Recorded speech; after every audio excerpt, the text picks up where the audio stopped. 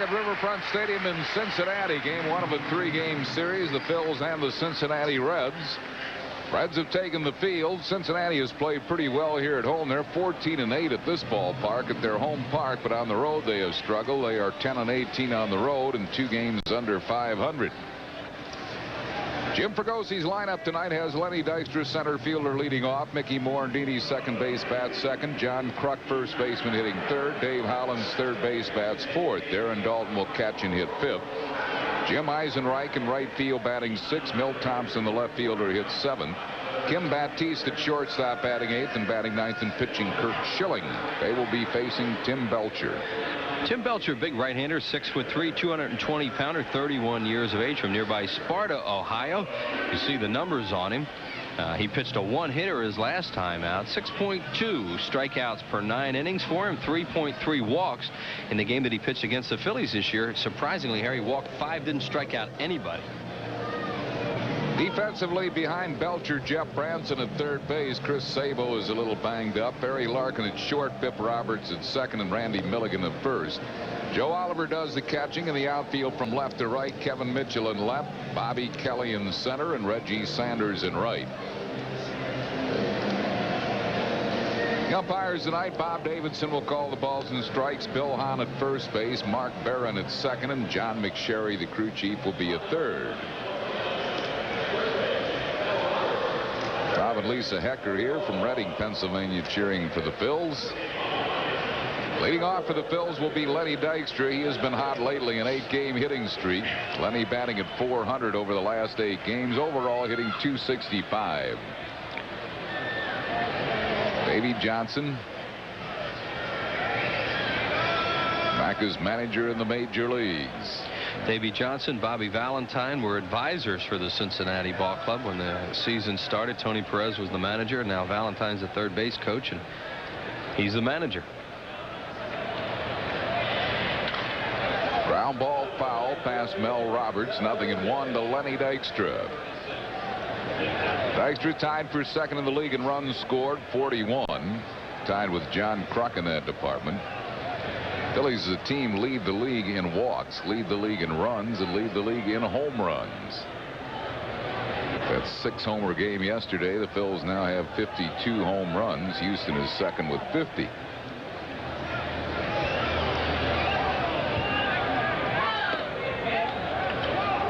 One ball and one strike to Lenny Dykstra. They're back to a little dose of reality now after being in Denver over the weekend, where that franchise is just not ready for prime time. The Reds are a good team.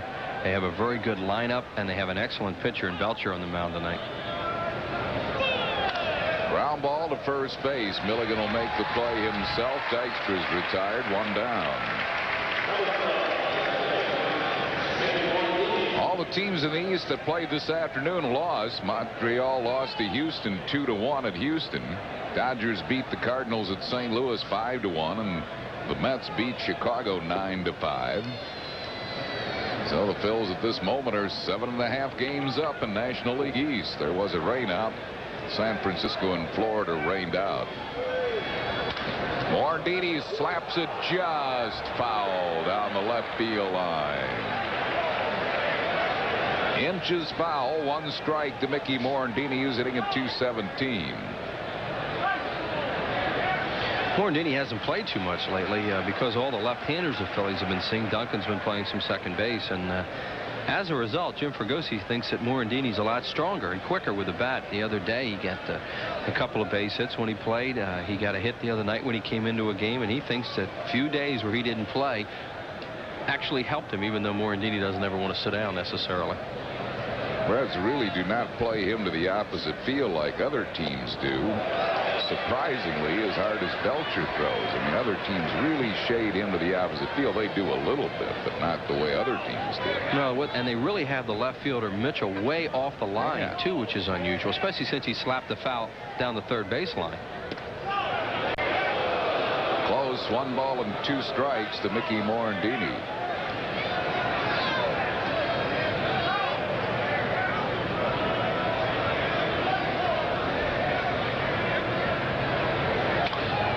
Queued up the middle, fielded by Pip Roberts. Off balance throw, didn't get him. Infield single for Mickey Morandini. Pip did all he could do. He had to make the throw off balance, just couldn't get anything on it. Yeah, you see him go to his right here, and he feels the ball running away from the bag. He actually got a lot on this throw, which is kind of amazing. It's a bang-bang play, and Morandini just does beat it.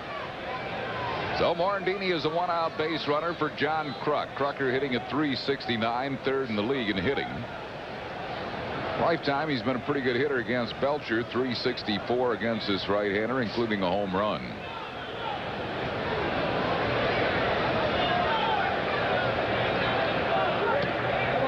One ball and no strikes to Kruk.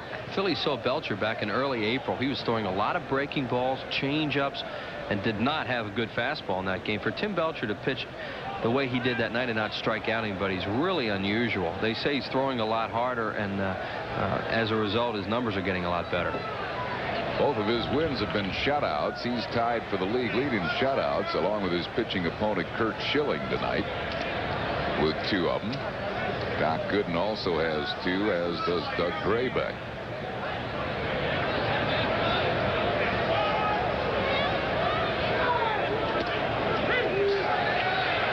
One ball and 1 strike to John Kruk. Belcher has really poor numbers here at Riverfront Stadium. 1-1 with a 7.13 earned run average in his 4 starts this year here in this ballpark. Now, this is not necessarily a pitcher-friendly park, but those are awful high numbers for a guy of his quality.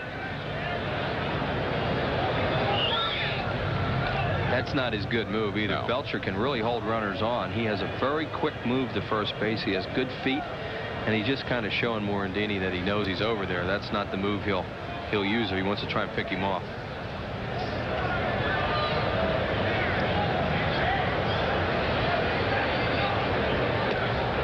Missing 2 balls and a strike. Reds outfield isn't playing Kruk the way most outfields do either. They're playing him straight away. It looks like the Reds' philosophy is give him the lines and take away the alleys on every hitter. And they used to do that all. Remember the good teams they had in the 70s? That was always their philosophy, was to pinch the alleys. Morandini taking off, but it's fouled out of the glove of Oliver, and Mickey will have to come back. 2 balls and 2 strikes. Phillies were trying to play a little hit and run that time with a 2-1 count. Morandini running and Kruk fouling the ball straight back.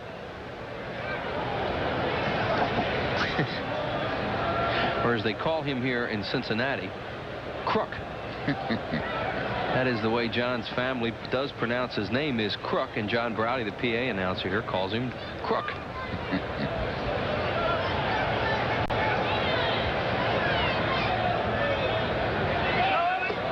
Morandini going again. Oliver's throw gets away. Mickey heading for third, and he'll reach third. Stolen base, and probably a throwing error on Joe Oliver. That's good base running by Morandini, because when the ball got away, him being a second baseman knew that Roberts was going to have to go catch it and then throw off balance if any way he got to it. Right there. Oh, that ball's dropped by Larkin. Yep. That should be an error on Larkin. And then Morandini sees it. Yep. Yeah. It is an error on Larkin, who's one of the game's best at shortstop, but fouled that one up. They'll keep the infield back. Kruk lofts a fly ball to left field. This should score the run. Mitchell makes the catch. Here comes Morandini. The throw by Mitchell will be late. Phil's lead 1-0.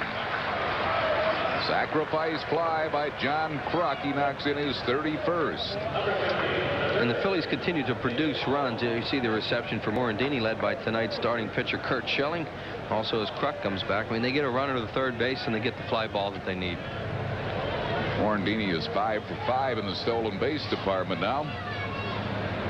And the batter will be Dave Hollins. Hollins hitting at .306, tied for second in the league in RBIs with 43. 7th in the league in runs scored.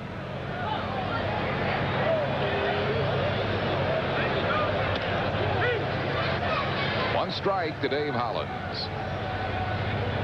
Hollins' lifetime against Belcher is 4 for 10.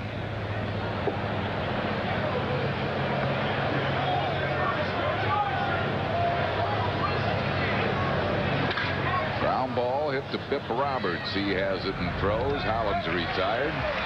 But the Phils sneak a run the first, getting a run on one hit. One costly Cincinnati error, and nobody left after one half. Phils won. Reds coming to bat.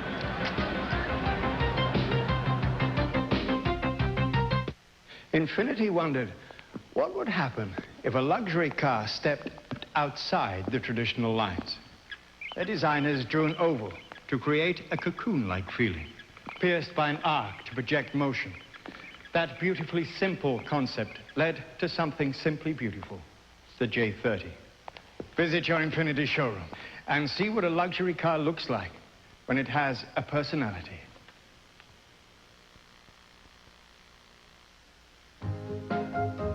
When this whole world starts getting me down and people are just too much for me to face,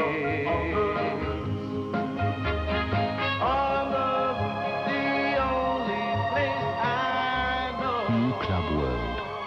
Let all your cares drift right into space. To make it so. British Airways, the world's favorite airline. Athlete's Foot. Every year, over 28 million Americans get it. Try NP27. Its doctor-recommended ingredient stops burning and itching fast. NP27. Nothing's a better cure for Athlete's Foot.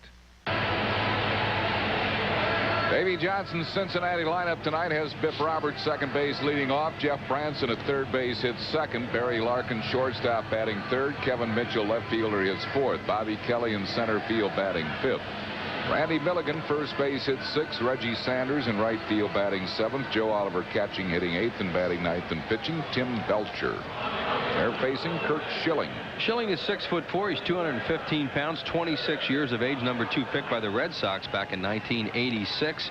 Sparkling year he's having so far, 6-1 with a 2.70 earned run average. Lifetime against Cincinnati, 1-1, and winless here at Riverfront. His walks and strikeouts, excellent. 6 strikeouts per 9 innings and only 1.9 walks per 9 innings. So he certainly doesn't hurt himself with walks.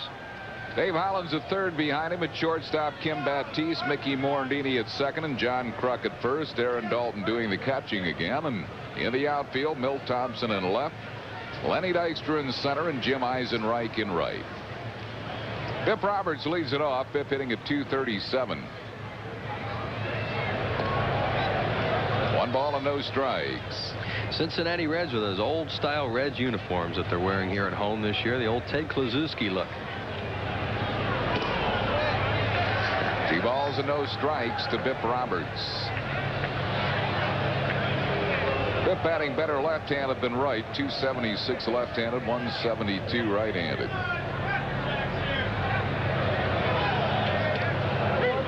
Two and one to Biff. Roberts a pretty good left-handed batter. He's stronger from the right side, but quicker bat left-handed, and he slaps the ball around left-handed. Schilling is high with it. It's 3-1. Bona fide base stealer too. When he gets on base, he's a guy who will run.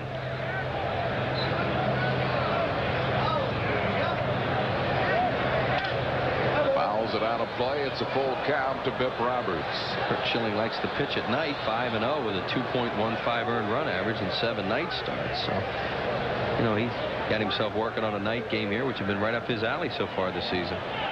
Opponents are only hitting .207 against Schilling. That's third best in the National League. Tommy Green leads the league in that department. Opponents are hitting .180 against Green now after his outing yesterday. Hard to believe that Mulholland and Green pitched games in that ballpark and their numbers got better. Wow. And that was really some experience there this weekend.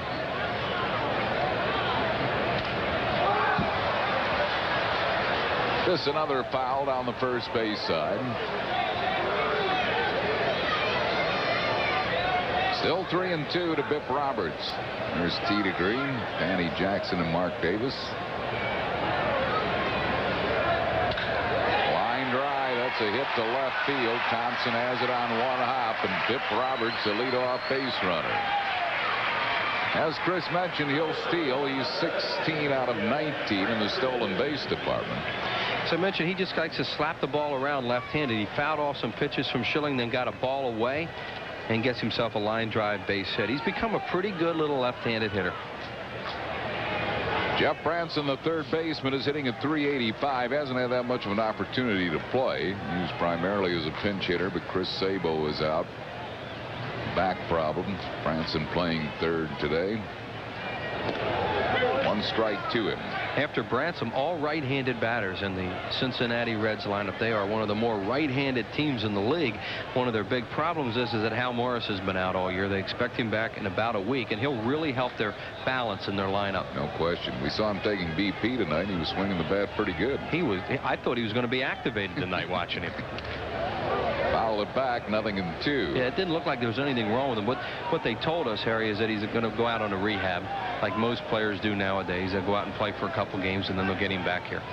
But they really miss Hal Morris. He got hurt in a freak accident at the end of spring training in a fight.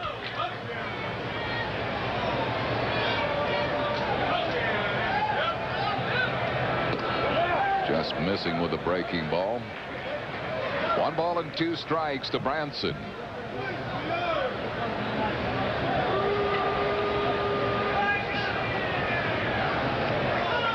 Biff Roberts at first. Nobody out here in the bottom of the first. Phil's the lead 1-0.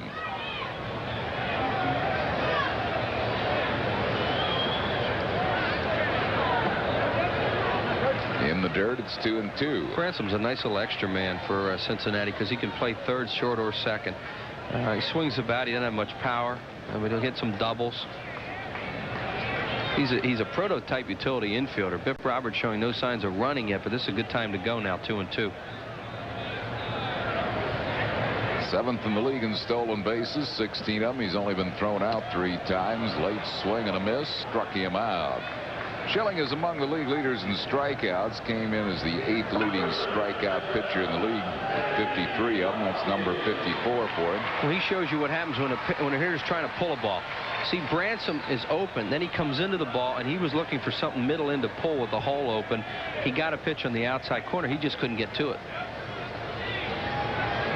Brings on Barry Larkin. Larkin hitting at .317. I don't ever remember doing a game against the Reds when he's not hitting over 300. Yeah, he has been a premier player for a long time. 1 strike to him. He has a 6-game hitting streak, batting .417 in the last 6, although he's not particularly a good hitter against Schilling. 1 out of 9 lifetime against Schilling. There aren't many right-handed batters that hit Schilling very well. I mean, Marquise Grissom is the guy that kills Schilling, but you watch right-handed hitters, they're not real comfortable against him.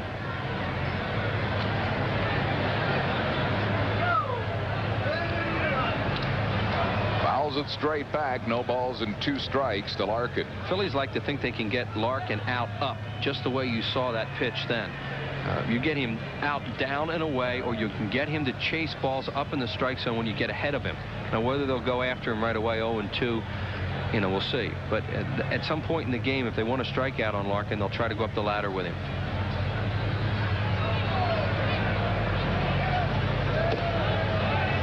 Up and in for a ball. 1 ball and 2 strikes.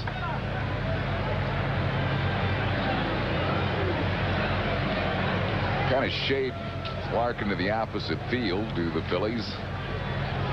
Just Schilling pitching, a hard baller. They expect him to be a little late.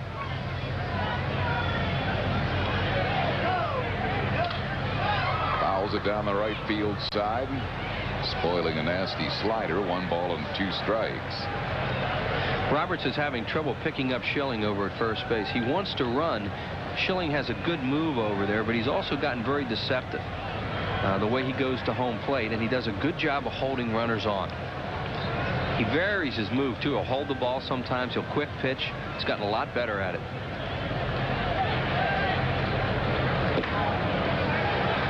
Two balls and 2 strikes to Barry Larkin.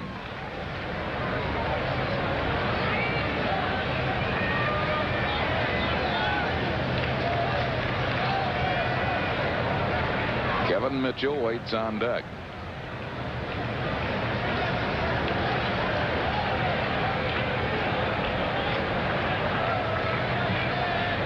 There he goes. Dalton's throw is a strong one, and out at second base is Biff Roberts on a strong throw by Dutch Dalton. Strong throw, as Harry says, and also because Schilling kept Roberts close. He does not get a good jump. He didn't have a good lead. A perfect pitch to throw on, and Dalton gets him by plenty. And there's nothing a catcher likes more than the way Schilling and Green and Mulholland hold these runners on, and they don't get a good jump. So that's 2 outs, and it's a full count now to Larkin. Pops a foul, first base side. That'll go out of play.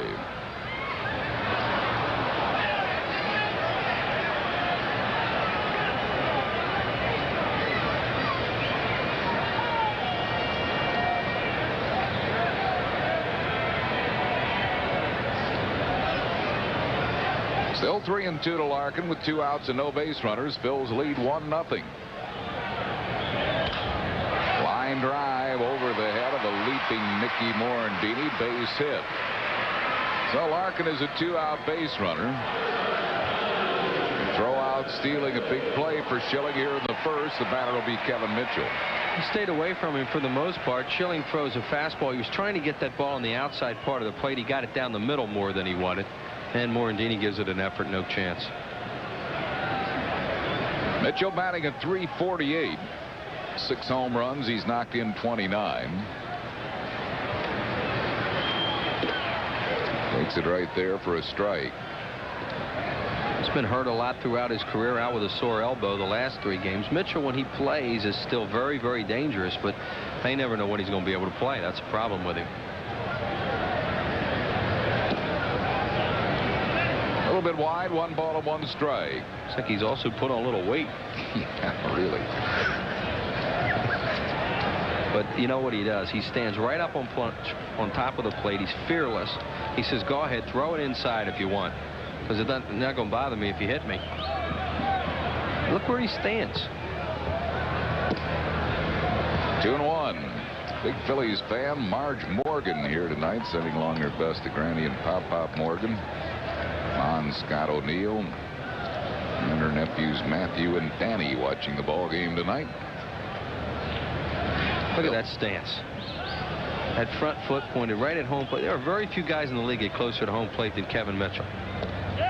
He offered it a low breaking ball, 2 balls and 2 strikes. He wants to hit the fastball all the time, so they throw him a 2-0 breaking ball, and you see the bat was in motion because Kevin Mitchell swinging 2-0 fastball there. That's got him from Seattle in the Norm Charlton deal.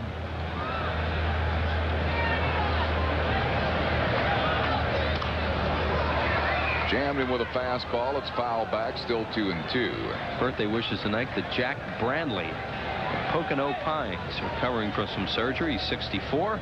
And also happy birthday to Shorty Maurer of Lancaster, 79. 2 balls and 2 strikes to Kevin Mitchell.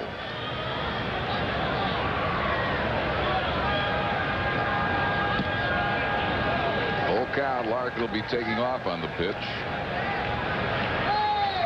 Larkin hasn't shown any indication to steal, although he's a base stealer too. He's 11 out of 12 this year.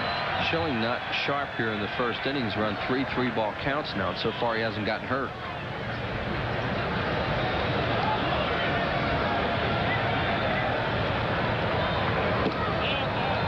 This with a 3-2 breaking ball, and the Reds have 2 men on base with 2 outs. It'll bring up Bobby Kelly. Kelly hitting at .307. Bobby Kelly, when he was in Philadelphia early in the year, was known as Roberto Kelly, and then right after he left town, when everybody started calling him Bobby. Thrown a lot of pitches already here in the first inning. Dalton's throw out of Bip Roberts, a big play for Kurt. 1 ball and no strikes.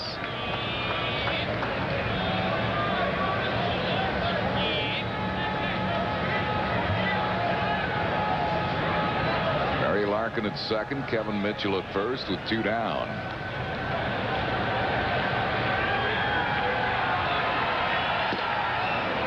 Missed the fastball, 1-1.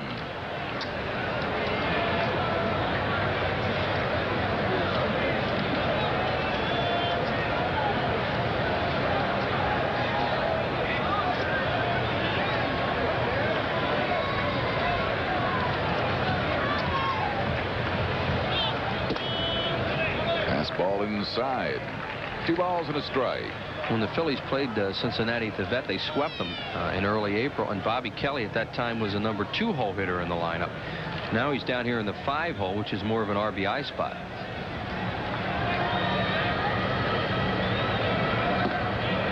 Missing low, 3-1. Schilling was among the top 10 in the National League in walks per 9 innings, just 1.9 per 9, but he has struggled with his control here in the first inning, surprisingly. Yep, 4th time now he's had 3 balls on a batter as Milligan waits on deck, and he walks a lot.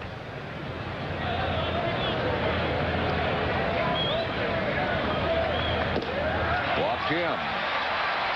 So the Reds have him loaded with 2 outs for Randy Milligan. Johnny Padre is going to come out and talk to Schilling. Milligan has walked 31 times this year. He's tied for 7th in the league in that department. Last year at Baltimore, he walked 106 times. So he is selective. Schilling will have to throw strikes here with the bases loaded and 2 outs. And Milligan, for a big guy, as you look at Jim Fregosi and Dennis Menke there on the bench, is very selective, and that can be good and bad. You know, when you get a guy at his size, you think you would want him to swing the bat and have more production out of him than walk that much. In the Phillies case, they have a lot of guys doing that this year, which has really worked out well for them. Fouls it back and out of play just beneath us.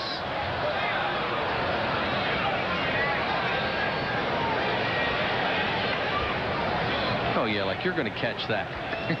That was right at Whitey in the radio booth.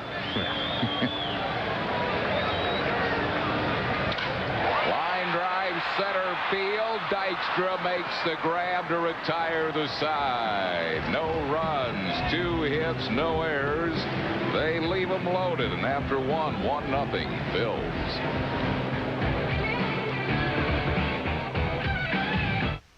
While you're enjoying some of the comforts of home, remember, your home can give you lots of other comforts. Like a way to consolidate all your bills and loans. Mellon PSFS Home Equity Loans. While you're enjoying some of the comforts of home, remember, your home can give you lots of other comforts. Like a college education. Mellon PSFS Home Equity Loans. Sigmund Freud, IQ 158, developed the principles of modern psychoanalysis. Sir Isaac Newton, IQ 163, formulated the law of gravity. Ken Sills, IQ 127, or so he says, just got a 2-year lease on a 93 Accord LX loaded with driver's side airbag, automatic transmission, and a lot of other cool stuff for a very smart price of only $239 a month. Ken Sills, modern day genius? The facts speak for themselves at your tri-state Honda dealer. The smart way to go. New Neapolitan pizza from Pizza Hut tastes so authentic, it's fooling everyone. It's from Carlos on 10th. The Lucas on 2nd. Rosanio's on Church. From Sal's on Liberty, see? Hand-stretched dough, rich tomato sauce, and whole milk mozzarella. I can tell by the sauce. This cheese is talking. The sauce is a dead giveaway. Oh, you want to go to Sal's? You go way down, you got it, but you can't walk. Get 1 large Neapolitan pizza for just $7.99 or 2 for $11.99 every day at Pizza Hut. Pizza Hut? Pizza Hut. Pizza Hut? I was going to say that. I didn't want to, blurt it right out, After 1 inning of play, it's the Phils 1 and the Reds 0. Upcoming Phillies telecasts include tomorrow night's game on PHL 17 and Wednesday night's game on Sports Channel. Both games start at 7:30. Darren Dalton leads off for the Phils. Dutch hitting at .248. That's not the important stat for him. 45 RBIs. Leads the league in runs batted in. Tied for 4th in the league in runs scored. Leads the league in walks. 3rd in slugging percentage. 7th in on-base percentage. Other than that, he's only caught 29 straight games. This is number 30. I mean, he's really not earning his money this year, is he? Wow.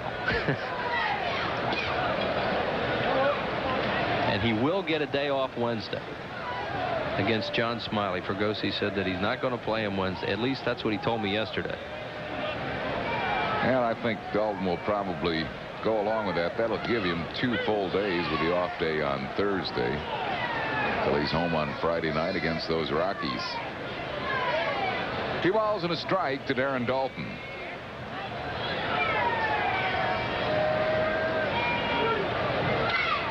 Laces the ball, but Milligan has it. To Belcher covering in time to get Dalton. One down. That'll bring on Jim Eisenreich. Eisenreich batting at .327. Scott, copyrighted telecast is presented by authority of the Phillies and may not be reproduced or retransmitted in any form without the express written consent of the Phillies. I'd like to play left-hand hitters against Belcher. Right-hand hitters had the lowest batting average against Belcher of any other pitcher in the National League last year except Greg Maddux. Here's a foul out of play. 0-1 to Eisenreich. Yeah, they hit 178 off him last year, and this year right-handed batters are hitting 200 off him. So that Harry's point is well taken there, that you'd rather bat left-handed hitters against this guy if you can. Eisenreich fouls it straight back, 0-2. What this has done for Jim Fregosi tonight, though, is he wants to be ahead, obviously, because he doesn't have a left-handed hitter on his bench. He has Juan Bell, but, you know, you don't think of him as a guy you bring off the bench to pinch hit. So he's playing his left-handed hitters to get ahead early and not have to worry about using the bench late. Little pop-up behind third. Branson backtracks and makes the grab for out number 2. I'll bring up Milt Thompson. Milt hitting at .225.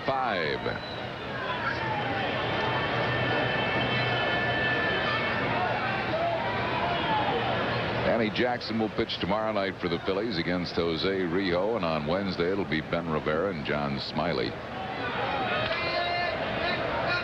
Grounded foul. There's a right-hander surrounded by 2 left-handers. That has to be some experience. Chris Greeny will get his words in.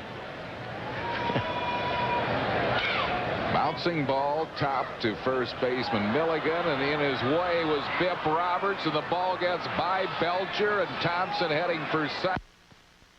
Keep going. Here's Sanders, throw safe at third base. So the Reds' gloves have hurt them tonight. The Phillies really have only had one hard-hit ball, that by Dalton, but lead 1-0, and now have a runner at third base. That ball was kind of no man's land. It wasn't hit hard, and either one of them could have gotten in, Milligan or Roberts. And you see Milligan collides with him right there and then throws it away. Belcher doesn't start to run after it right away, figuring the right fielder is going to come down and Sanders is going to. See how long he stands there? He doesn't go after it, and Reggie Sanders is late coming after it. Milt Thompson saw that, Harry, when he made his turn at first, that Sanders was going to take a long time to get there. It'll be a 3-base error on Randy Milligan. No, they're going to give him a hit also, I guess. Yeah, they did. Give him an infield single.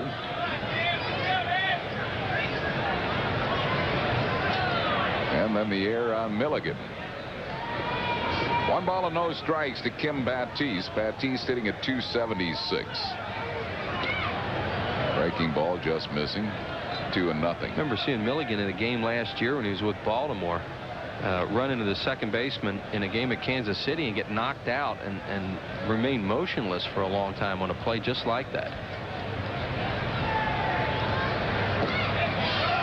Misses the 2-0 breaking ball. 2-1. Milt Thompson at third, 2 down.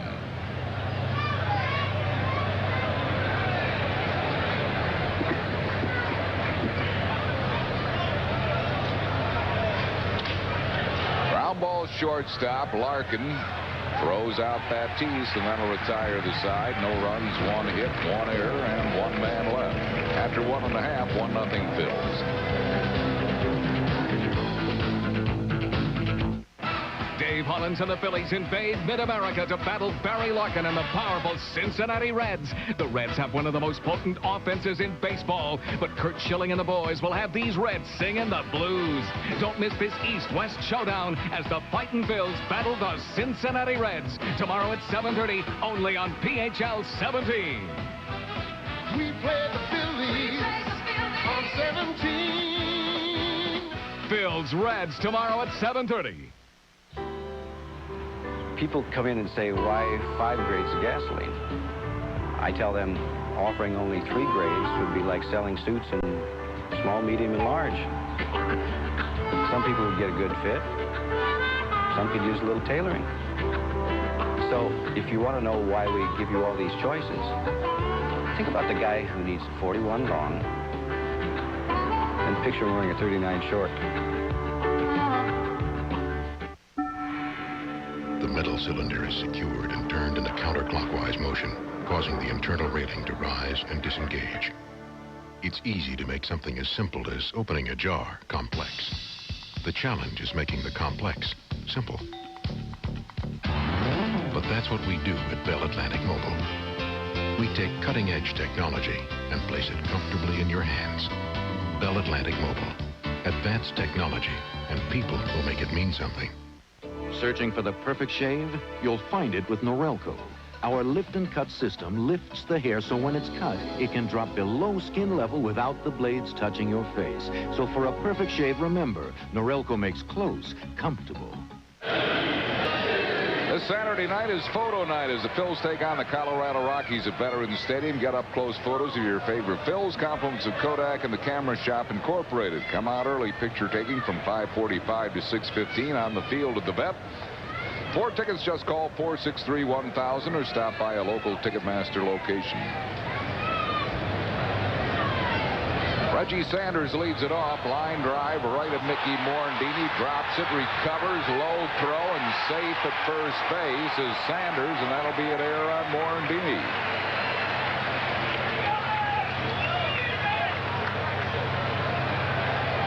Phillies have been having a lot of trouble with their infield defense in the last couple weeks. Morandini, not a guy you expect to have too many problems, but that ball's hit right at him and might have knuckled on him a little bit, but still a ball he has to catch.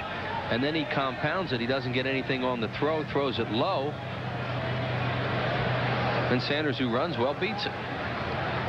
Brings on Joe Oliver. He's hitting at .235. 5 homers. He's knocked in 28. There goes Sanders. A high throw, but they've got him caught as he stopped halfway down. Now Kruk. He overruns Kruk and tagged out by Baptiste. That was a weird play, but the Phillies got him. Most of the infield's about that rundown. I think there's a hit and run here. At least somebody thinks there is. See him looking in the whole time, and now Oliver takes the pitch, and now the rundown begins, or whatever this was. You see the ball going back and forth. And Kruk, he's got no shot.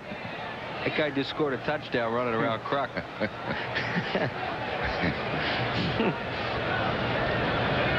Oliver takes it a little bit wide. I think what happened with Sanders there, when he looked in and saw Oliver didn't swing at the pitch, he thought, well, I got no chance. I might as well turn around and go back.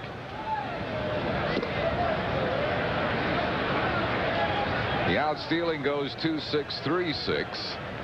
2 balls and a strike to Oliver. Dalton's caught 46 of the Phillies' 48 games. This guy's kind of an Iron Man behind the plate, too, Oliver. He's caught 44 of the Reds' first 50 games. He goes down swinging for strikeout number 2 for Schilling. 2 down. Oliver also has started 3 games at first base, so he's started 47 of the Reds' 50 games. Here's Tim Belcher hitting a 118. 1 strike to him. Happy birthday tonight to Mike Ryan of Silverdale, Pennsylvania, 39.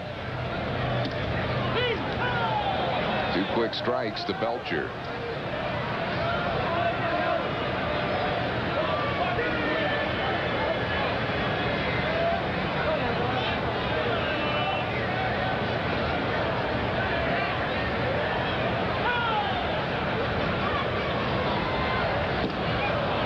Struck him out. 3 strikeouts for Schilling. That'll retire the Reds in the second. No runs, no hits, 1 error, and nobody left.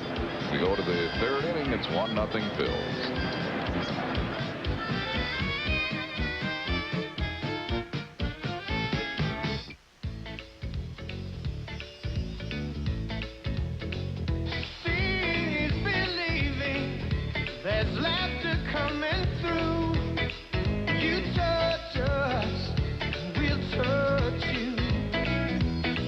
It happens.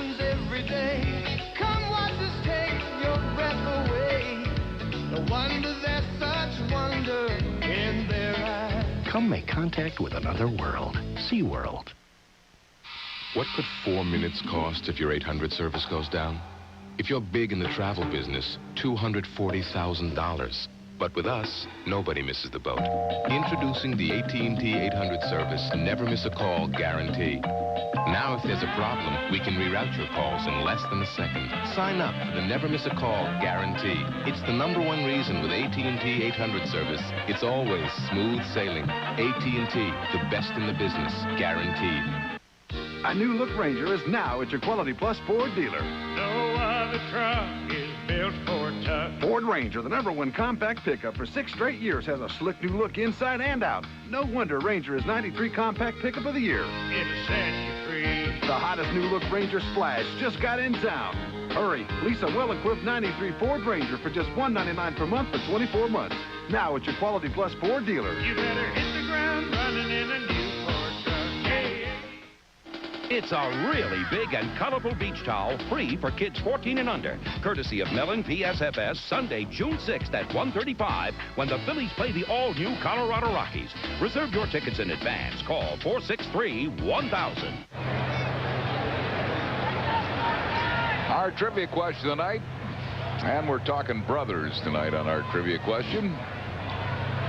Curt Schilling takes a strike. One brother led the American League in hitting. The other gained over 1,000 yards in an NFL season. Who are these brothers?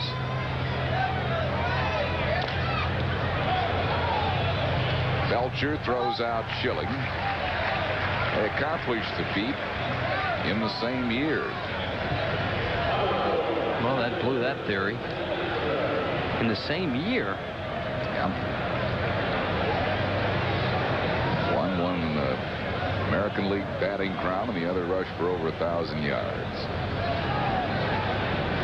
Sunday, June 6th, when the Phils take on the Colorado Rockies, all youngsters 14 and under get a great beach towel featuring the Fanatic, free for all children 14 and under. Compliments of Mellon PSFS. A special day for everyone, especially the youngsters. Order your tickets by calling 463-1000 or stop by the Center City ticket office at Mellon PSFS at Broad and Chestnut.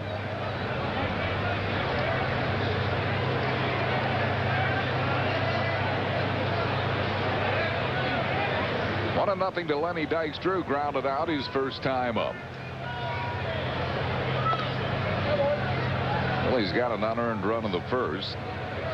Mickey Morandini stealing second base, and a throw that was dropped by Barry Larkin for a rare error for him. Morandini going to third and then scoring on a sacrifice fly. 2 balls and a strike.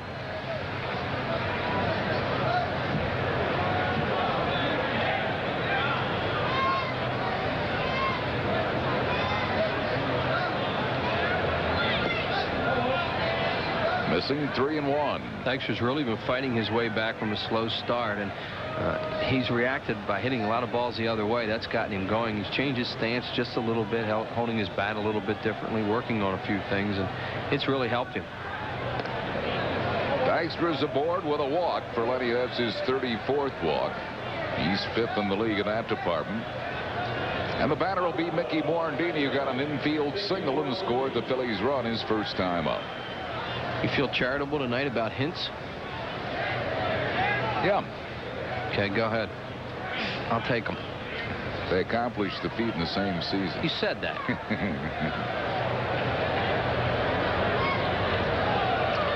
Well, the baseball player played for the Philadelphia Phillies at one time during his career. Oh, that's all right. Okay. Now you got it, right? Yeah, that's who I was going to say, but I didn't think that could have been the same year. Tip's getting on me down there. I swear. Well, let's see if I'm right. But I didn't think they were contemporaries.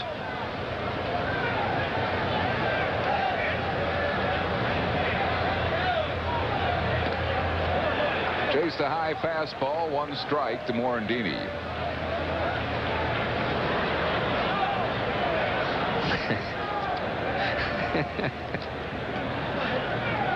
Happy birthday tonight to Jamie Martin Joseph of Trainer, Pennsylvania.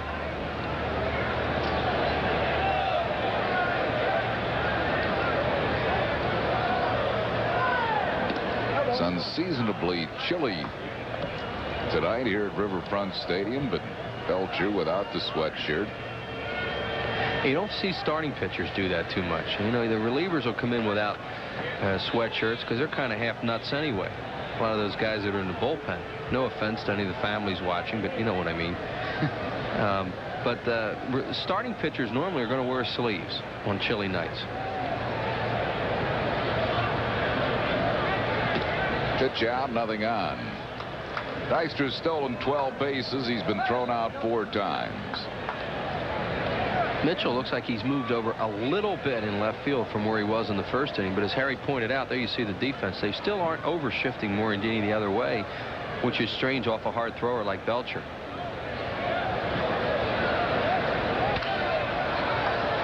Fouls it out of play. 2-2 to Mickey Morandini.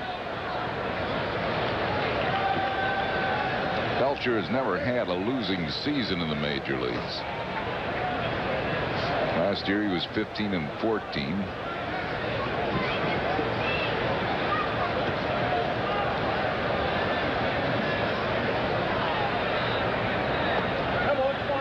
Missing with the off-speed pitch, full count. And he had Lenny Dykstra going back to first base that time. Dykstra probably will run in this situation, though, with the 3-2 count, figuring that Morandini will make contact. At least that's what Jim Fergosi's hoping.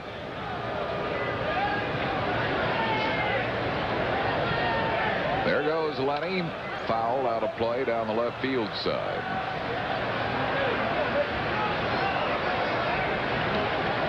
Still 3-2 to Mickey Morandini.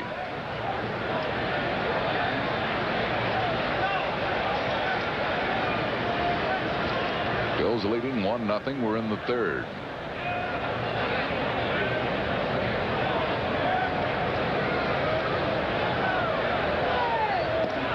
He offered at him to strike out, but Dykstra steals second base. What's he calling? Interference double play down here? Calling interference on Mickey Morandini, double play. Bob Davidson making the call. So it'll be a strikeout double play on the interference. No runs, no hits, no errors, and none left. We go to the bottom half of the third. 1-0 Phils. Infinity wondered what would happen if a luxury car stepped outside the traditional lines.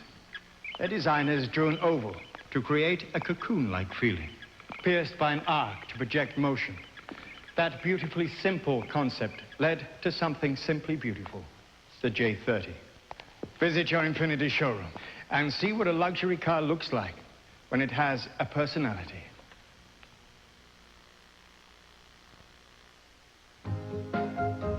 When this whole world starts getting me down and people are just too much for me to face, the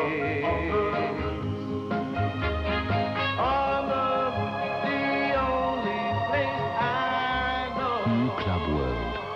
Let all your cares drift right into space. British Airways, the world's favorite airline.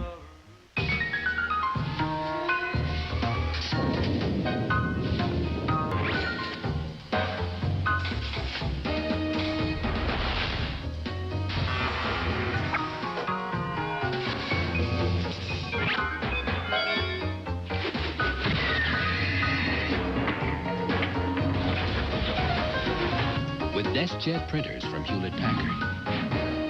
It's easy to make it happen.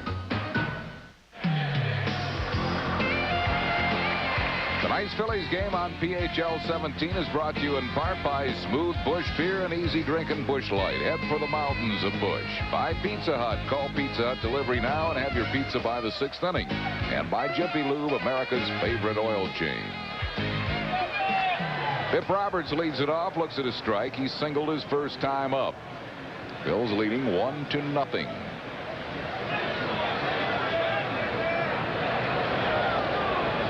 Breaking ball misses, 1-1.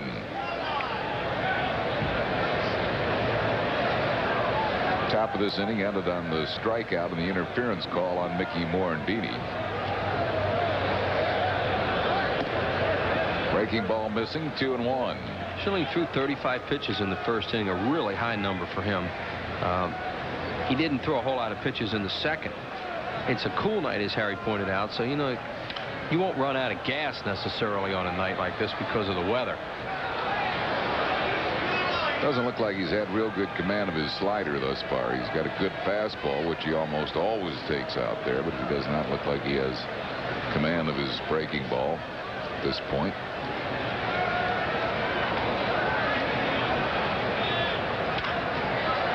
Line foul, left field side, still 2-2. That's what Roberts did to him in the first inning. He kept fouling off pitches, and then finally he got a line drive base hit to left field. Thompson is playing him a little more shallow in left than he did the first time. Breaking ball bouncing up there, a full count. There's that defense. 3-2, you almost have to move back a little bit.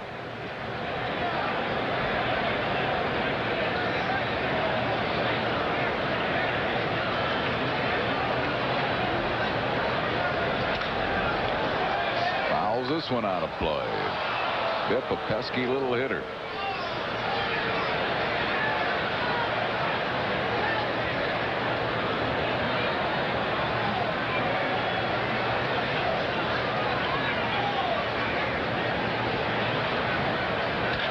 Line drive, but right at Baptiste, and that's one down.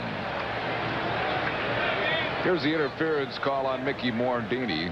Dykstra running on him. What Bob Davidson is saying here is Morandini interferes with Oliver's right to throw the ball to second base by stepping right across home plate, and that's what he did. And you see Oliver's throw, well, it bounced weakly towards second. Yep, it's an accurate call. You can't walk in front of the plate like that and impede a catcher's throw, as Mickey did. Sometimes they'll let you get away with it if your momentum really, in fact, does take you. If your momentum carries you. But in that case, he was just walking across. Yeah, he was more disgusted with himself for chasing that pitch and just kind of forgot where he was, it looked like. 1 ball and 1 strike to Branson. Want to take a shot at this trivia question? One brother led the AL in hitting. The other gained over 1,000 yards in an NFL season. Who are these brothers? How about Alex and Ron Johnson? You got it. Alex Johnson, AJ, led the 1970 California Angels. Led the American League in batting in 70. And Ron rushed for over 1,000 yards for those New York Football Giants. I honestly thought, until you mentioned the guy who played for the Phillies, that Ron Johnson, that Alex Johnson retired by the time Ron Johnson was a football player. I remember Alex Johnson playing that league. AJ had some kind of years, though. Just missing. It's a full count. Tell that Dennis Menke story about that ball off his helmet. Alex Johnson, when he got hit by a pitch. By Danny Combs. You saw it. By Danny Combs of the Houston Astros, a hard-throwing left-hander. He threw a fastball up and into Alex Johnson. He had checked his swing and hit his batting helmet and went on 2 hops to Menke. Who threw him out. Who threw to first, thinking the ball to hit the back as it came out there like a bullet off his batting helmet. And Johnson didn't even go down. Branson goes down swinging. To this day, Dennis Menke can't believe that ball hit his helmet and came out to him as fast as it did. It was a hard 2-hopper, and Johnson did not even go down. I mean, he just... There's Menke sitting with Jim Fregosi and John Vukovich. 1 ball and no strikes to Larkin. He singled his first time up. Is it safely now in 7 straight games? Phillies fans probably remember Alex Johnson when he first came up. He could really run, too. 1 ball and 1 strike. Phillies will be in sole possession of first place in National League East as of June 1st. The last time that happened was '81. 2-1 the count to Larkin.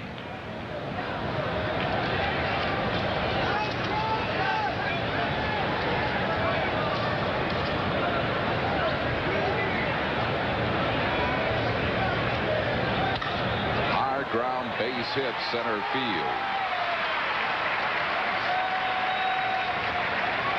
Well, Larkin has his second hit. He's a 2-out base runner. Bring on Kevin Mitchell. And Schilling will have to watch Larkin. He's stolen 11 bases out of 12 attempts.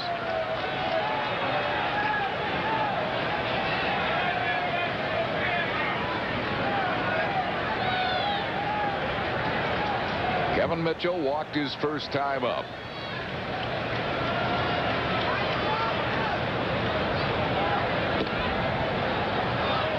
Missing with the slider.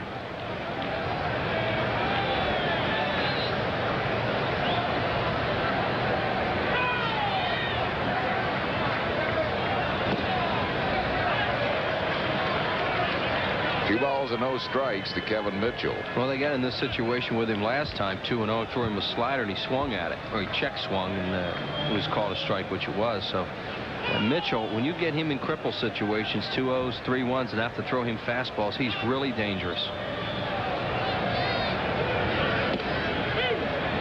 Slider. Yep. And Mitchell didn't offer at it that time. I mean, it's almost like he saw it out of his hand and knew it was a breaking ball and he was going to take it. But they did not give in and throw him a 2-0 fastball. 2-1 to Kevin Mitchell. Had a rip at that pitch. Good pitch, though, Harry. Darren Daulton set up inside, threw him a fastball on his hands. Mitchell almost dares you to come inside where he stands on the plate. Schilling's one of those guys. He can get a ball inside because he has velocity. But guys that try to get inside on Mitchell and lack a little bit of velocity, boy, he fires that hip out and he'll hit it out of the ballpark. But you don't want to do it too often to him. Bouncing the breaking ball up there, blocked nicely by Daulton. It's a full count. Doesn't have a real good feel on his slider, as you said last inning. You know, he seems to be struggling with that pitch, and he tried to throw a perfect one then as Johnny Padres looks on, and by trying to throw the perfect one, he kind of squeezed it a little bit and it bounced.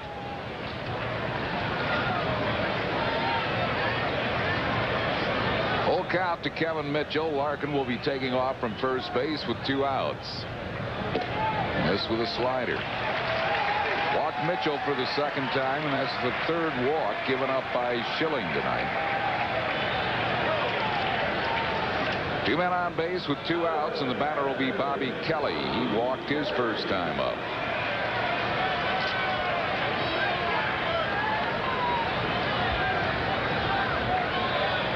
Most walks in a game for Schilling this year is 3 against Atlanta on the 15th of this month.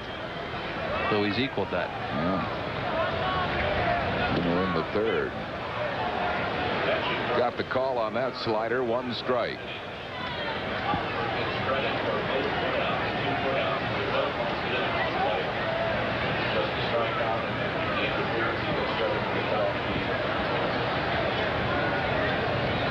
Two men on base with 2 outs.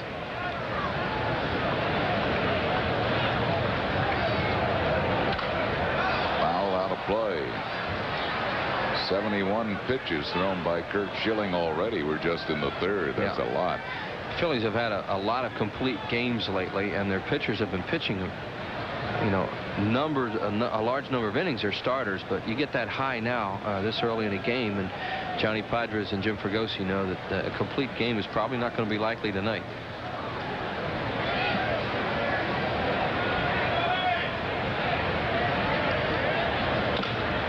Chopped off the plate. Hollins is going to have to hurry and throws it a little wide. Safe at first is Kelly. And the bases are loaded again with Reds. And once again for Milligan, too. Hollins, as Harry said, had to hurry, and he would have had Bobby Kelly if he'd have made a good throw. Ball's hit high in the air, a high chopper. Takes an extra step and then pulls Kruk off. Kruk saw right away that the throw was offline and went out and got it. Didn't try to make a foolish stretch and stay near the bag. That's a good play by Kruk. Giving Kelly an infield single. That'll load the bases for Milligan, who takes one away for a ball.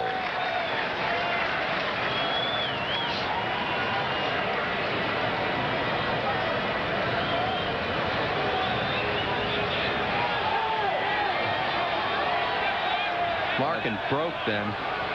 And Schilling almost balked, but he wasn't on the rubber at that point.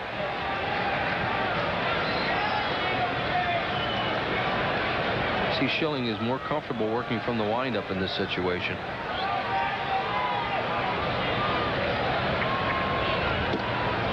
One ball and one strike to Milligan. He lined out with the bases loaded his first time up. The shot we had of Davey Johnson probably meant that he had been yelling out that he had balked. There's his new pitching coach, Don Gullett. Ray Knight, excuse me, standing there beside him. And he did not balk because he wasn't on the rubber. Breaking ball, base hit, left field. Larkin scores. Here comes Mitchell. The throw to the plate is late. He scores. And the Reds take a 2-1 lead on a bases loaded single by Randy Milligan.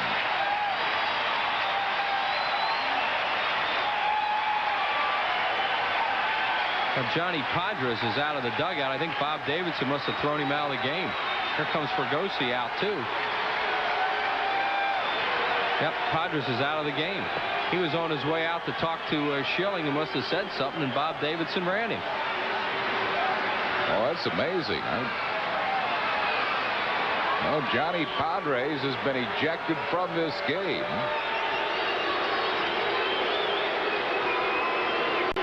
First time for Padres this year. Yeah. Fergosi's going to continue the trip to the mound.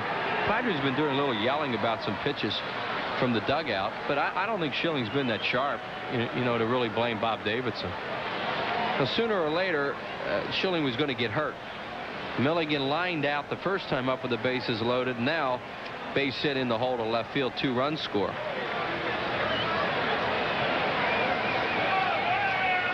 Well, Johnny Padres has been ejected from this game.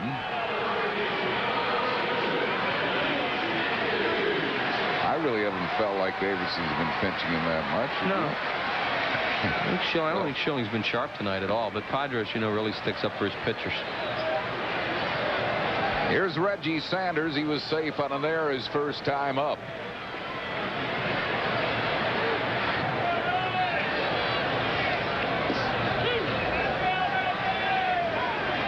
One strike to Reggie Sanders. No, this is just a situation where Schilling just ran out of luck. And, of course, if Hollins had made a better play, he might have gotten out of this inning. Pops a foul, out of play.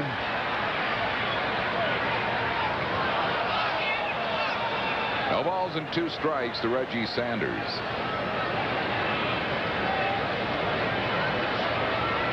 Reds have taken a 2-1 lead here in the bottom of the third.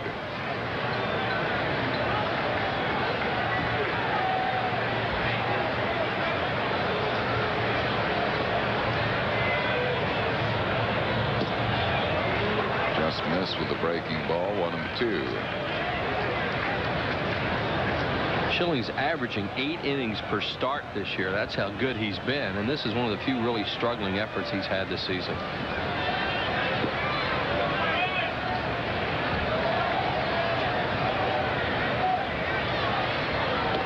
Struck him out. That will retire the side. Third strikeout for Schilling, but the Reds take the lead. 2 runs in the inning on 3 hits, no Philly errors, 2 men left. Rich Ashburn joins Chris Wheeler in the 4th after 3. It's 2-1 Cincinnati. You can feel it deep inside. Dedication and a real sense of pride. And you're giving it your best. Proud to be your bud. Budweiser. Proud to be your bud. Proud to be your bud. Ooh, yeah. Proud to be your Proud to be your bud.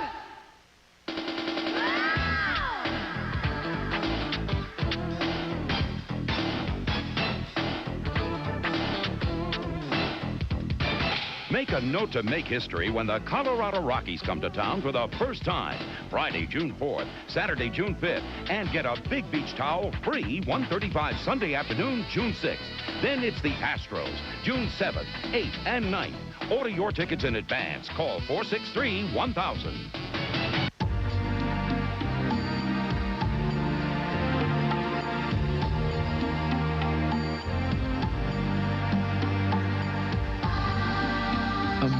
Massachusetts vacation.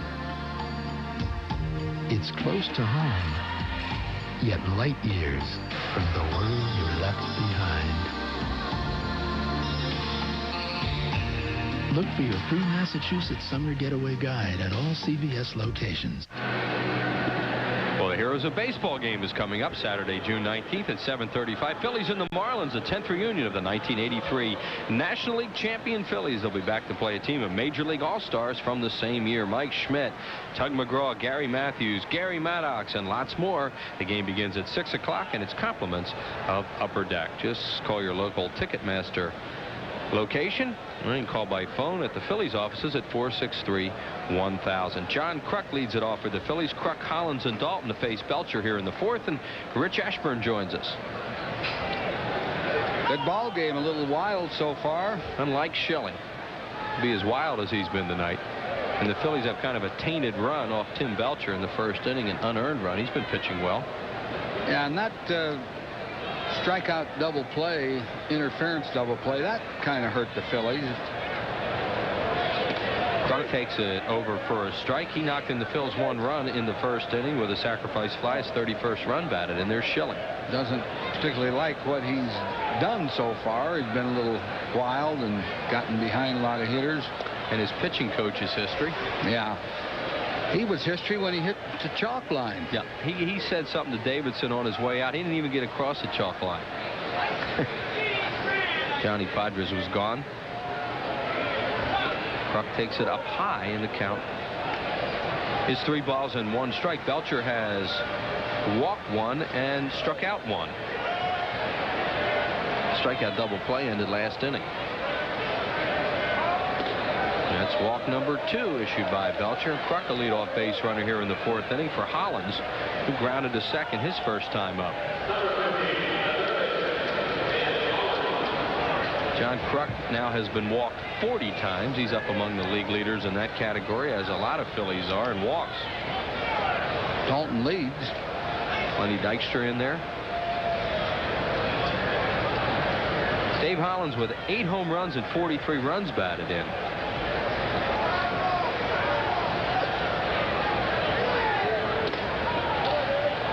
Belcher misses with a fastball 1-0. On deck is Dalton and then Jim Eisenreich to follow.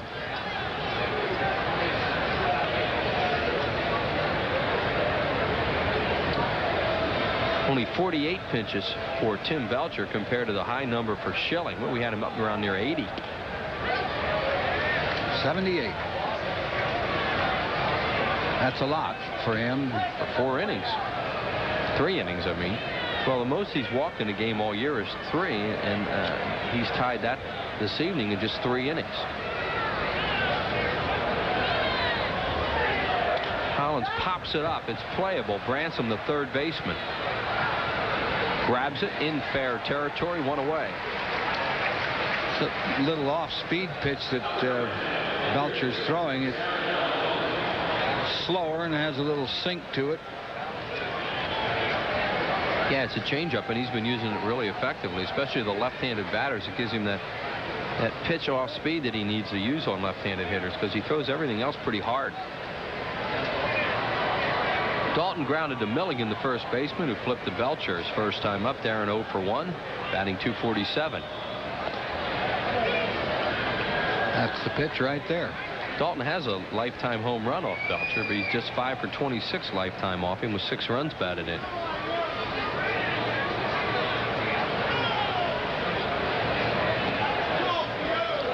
The 61st wedding anniversary.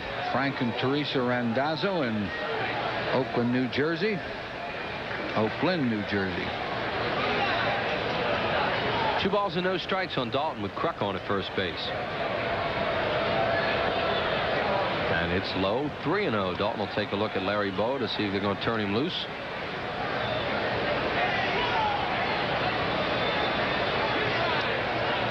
There's Bowa, went through the signs. Touch has been hot. He might turn him loose. He takes it low, ball 4. Walk number 3 issued by Belcher, second one in this inning. Darren Dalton leads the league in walks.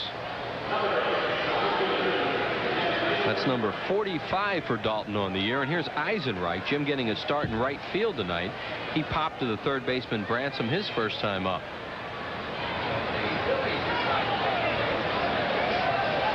Bransom playing third tonight because Chris Sabo's bothered with a sore back.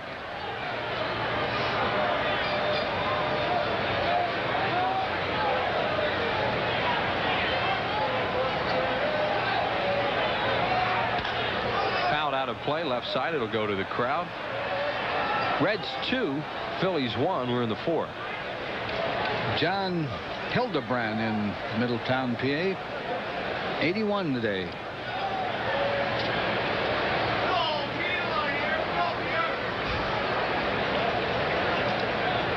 The ball's on the strike on Eisenreich. Kruk at second, Dalton at first. Line drive off the glove of Larkin. A late start for Kruk, and they'll have to hold him at third. Larkin almost made a spectacular grab on that play, so the Phillies have him loaded with one out for Milt Thompson. Yeah, nothing Kruk could do about that. I think Larkin even may have put a little leather on it. Kruk just couldn't risk the line drive double play. Here's the base hit. Right off the end of the bat, a cue shot, just ticked it. Yeah, and as you say, I mean, Kruk has to stay there. He doesn't want to get doubled off second. So they're loaded for Thompson, who got an infield hit his first time up and went all the way to third on an error by Milligan, the first baseman, and he fouls it away. They pitch Thompson high fastballs most of the time, try to get him in on him, and he likes to swing at that pitch. Once in a while he hits it. Most of the time he hits it to the opposite field. Milt has 16 runs batted in on the year. And he gets jammed and fouls it right into the Phillies dugout. So Belcher gets ahead of him 0-2. Bases loaded, one out, 2-1 in favor of Cincinnati here in the 4th inning. On deck is Kim Baptiste.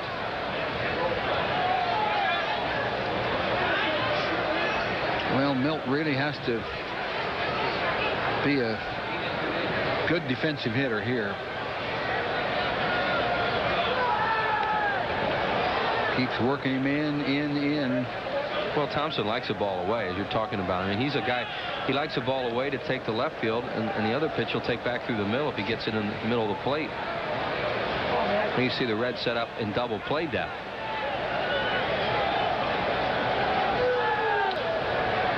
He's battling Belcher, and Belcher keeps throwing strikes in. They're not strikes, most of them. Most of them are a little high and maybe even a little inside. It's a great pitch to hit if you get the barrel of the bat out there. He's not getting the barrel of the bat out there quickly enough.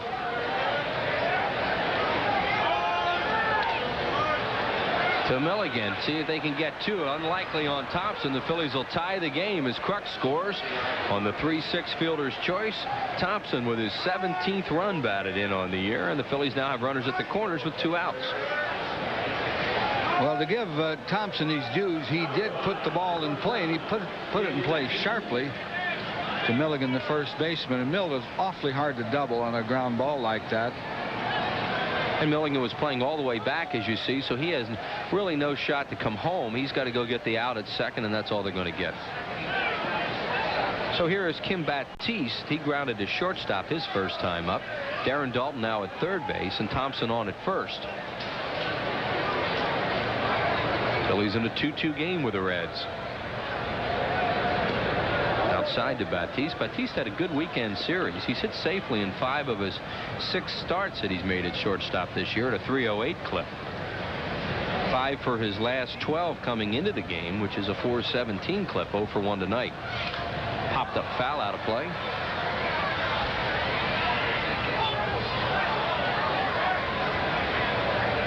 He's strong. They try to throw him the high fastballs up and in, and he has a hard time laying off those pitches sometimes. Hit a home run yesterday in that wild game at Denver. Oh, we had a pitch to hit there and fouled it off. That one was middle in. High breaking ball that was up and in. And he had a pretty good cut, but he topped it. Yeah, that's not where Belcher wanted to get that breaking ball. The count now 1 ball, 2 strikes on Batiste.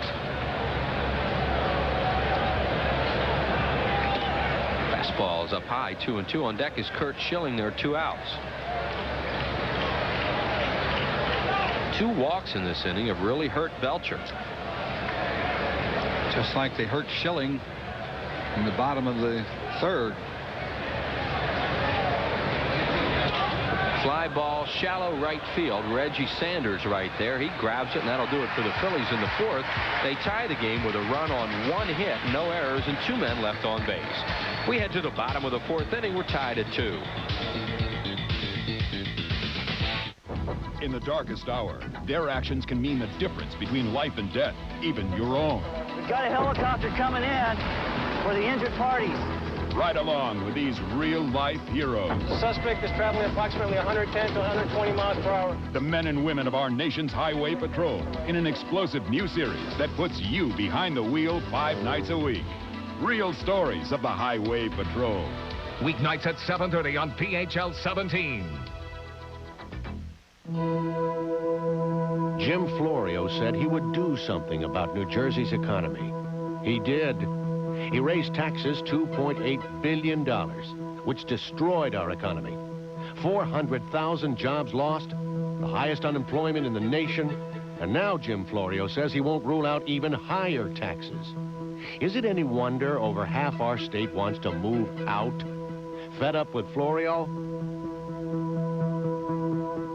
Look, a rainbow! Where? Over there! Where? Oh, there! Don't you see it? I can, through my Panasonic Palm Quarter color viewfinder. Where? I hardly noticed it through my black and white viewfinder, but I'm sure I got it on tape. Great, let's go see. Do your camcorder tapes play in a VHS recorder? No. Oh, well, my Palm Quarter tapes will. Oh. Why didn't you just get a Palm Quarter? I don't know. The choice is obvious. The Panasonic Palm Quarter. Its tapes will play in your VCR. Good evening, I'm Neil Hartman with a sports break. In the American League, only 1 game still in progress. Kansas City's just scored a couple of runs at Fenway. It's 3-1 in the 4th inning. Baltimore behind Mussina's 7th win, 3-1 over Oakland this afternoon. Toronto 10, California 5-5. Blue Jay home runs in that one. Texas shut out Minnesota 1-0. New York won their 4th run this afternoon, 8-2 over Cleveland. It's 2-2. They're going to the bottom of the 4th at Riverfront. Let's send it back now to Wheels and Richie in Cincinnati. All right, Neil Hartman, thank you very much. It is a 2-2 ball game. Phillies and the Cincinnati Reds, first game of this 3-game series. Catcher Joe Oliver will lead it off. He's batting out of the 8-hole. Then to Tim Belcher in the top of the order, Bip Roberts. 2 runs, 5 hits, 2 errors. Reds 2-3-1 Phillies. Both Belcher and Schilling have walked 3 batters apiece, as Whitey just mentioned. It's hurt both of them.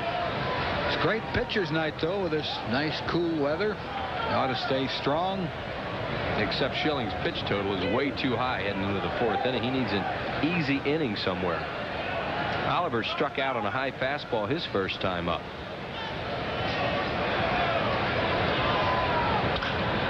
Hit well to right, but Eisenreich's right there. Waits, 1 away.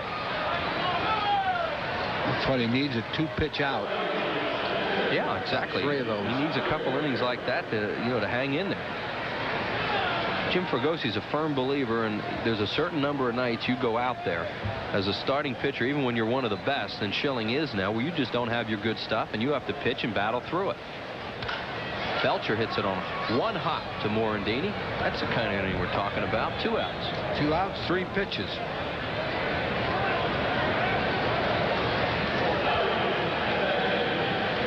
.1933 baseball cap day is coming up. Phil's and the Marlins on Sunday, June the 20th. It's a terrific continuation of the nostalgia-style Phillies baseball caps. This year's model from the 33 uniforms. And it's compliments of Texaco, free for all men 15 and over. Just call 463-1000 or stop by any one of your local Ticketmaster locations. That's a baseball hat from 1933 on Sunday, June the 20th. Bip Roberts, he'll take a pitch. That's automatic. Trying not to give Schilling an easy inning. Bip has singled, was caught stealing, and he lined to short. He's hit it hard twice tonight.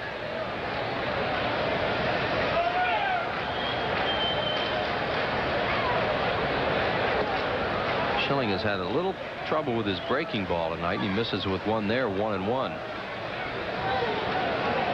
Leon Bip Roberts, originally signed by Pittsburgh, 2-1. Schilling looks like he has a good fastball, but just doesn't have touch on his off-speed pitches.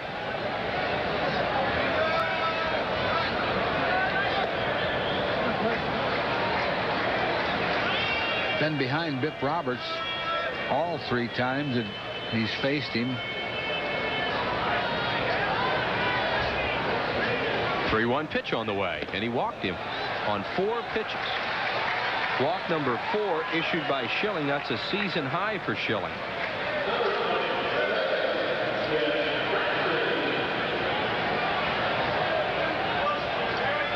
I guess Fregosi is his own pitching coach now. Menke and Vukovic, they don't do much with the pitchers, and Jim could probably be his own pitching coach, but he has a good one in Johnny Padres. Bransom fouls it off.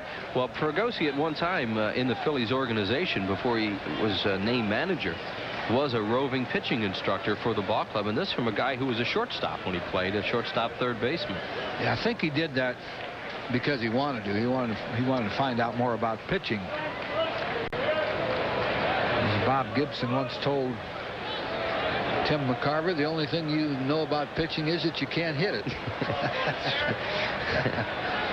That's not exactly true of Timmy. Timmy was a pretty good hitter. Darn right he was. Fregosi told me one time, Whitey, that when he was first manager with California, he knew nothing about pitching, having been a position player, and he realized that to be a successful major league manager, you must know how to handle your pitchers. So as a result, he decided to be a student of pitching and has become one. Looper to left field. Thompson coming on. He can't get it. He'll keep it in front of him. Roberts to third. Thompson throws to the right base and keeps Bransom at first. So they have runners at the corners now with 2 outs for Barry Larkin. Hit a little off-speed pitch to Thompson. Thompson did the right thing, held the runner at first. So Schilling got 2 outs on 3 pitches, and now he's involved in another inning where he has to throw a lot of pitches against a pretty good hitter here, and Larkin, who has 2 hits, 2 for 2 tonight. You know, it may seem silly to talk about it, but positively, but the Phillies outfielders throw to the right bases this year. You know, you should throw to the right bases, but it didn't happen last year. And as a result, they keep the force in order now on Bransom, who had struck out his first 2 times up. Larkin's 2 for 2. Fastball over for a strike. Sometimes last year they didn't throw to any base. They just missed them all. That's right. It's hard to miss all 4 bases. They didn't keep that double play or the force in order a lot last year. Outfield play for the Phillies defensively this year has been a big plus. Strike 2. He gets ahead of him with fastballs, and that's his best pitch tonight because he's really scuffling with his off-speed stuff. He's had Larkin thinking that, you know, he's going to see that slider. He hasn't seen it yet. So he gets ahead of him 0-2. See how he goes here. 2 on, 2 outs.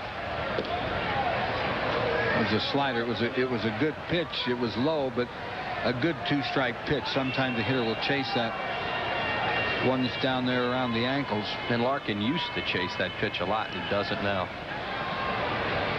When he first came up, you could really get him to chase those. There's another one. Weekly hit to Batiste. He'll step on second base, and Schilling is out of the inning. No runs, 1 hit, no errors, and the Reds leave 2. We're through 4 and tied at 2.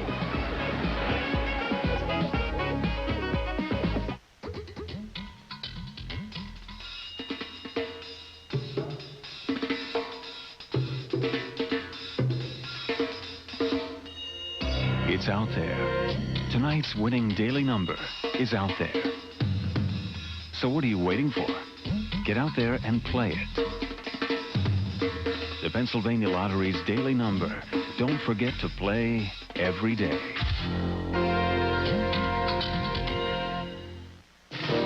Skyrocketing costs of endangered health care. American to deserves coverage. While Washington works to reform health care, Benefits should focus on keeping... Independence Blue Cross and Pennsylvania Blue Shield introduced the new Personal Choice, a revolutionary health plan that offers people the benefits of an HMO and the freedom of a traditional plan. We must make smart choices, gentlemen. So why wait for an act of Congress when you can get a better health care plan right now? Personal Choice, the health plan that controls costs, not people. You can feel it deep inside.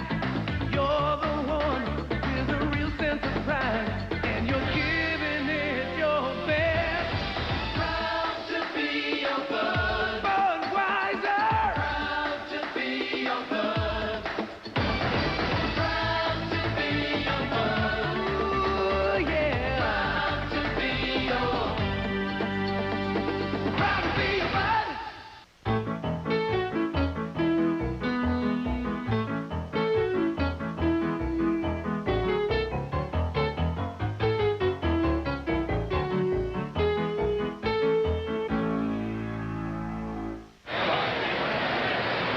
Phillies took a 1-0 lead in the first on a Morandini single. Stolen base, throwing error by the catcher. Sacrifice fly by John Kruk.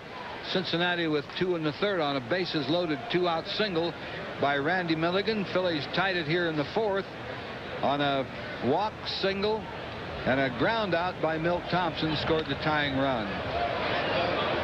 And Curt Schilling, the batter, hits a wicked foul as he normally does the other way. He's a late swinger. Fielded out there by Reggie Sanders. The count, no balls and 2 strikes on Schilling leading off the inning. He'll be followed by Lenny Dykstra and Mickey Morandini. What he just gave you the score, 2-2. We're in the 5th. Belcher has only struck out 1 batter. That was on that weird strikeout double play in the 3rd inning that short-circuited a possible Phillies rally.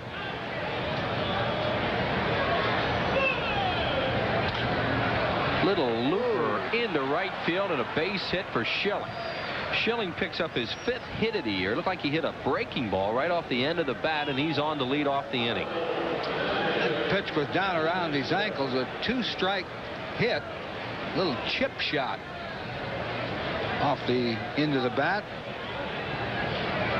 and Belcher will be a little disgusted with himself for not putting Schilling away with that 2-strike count.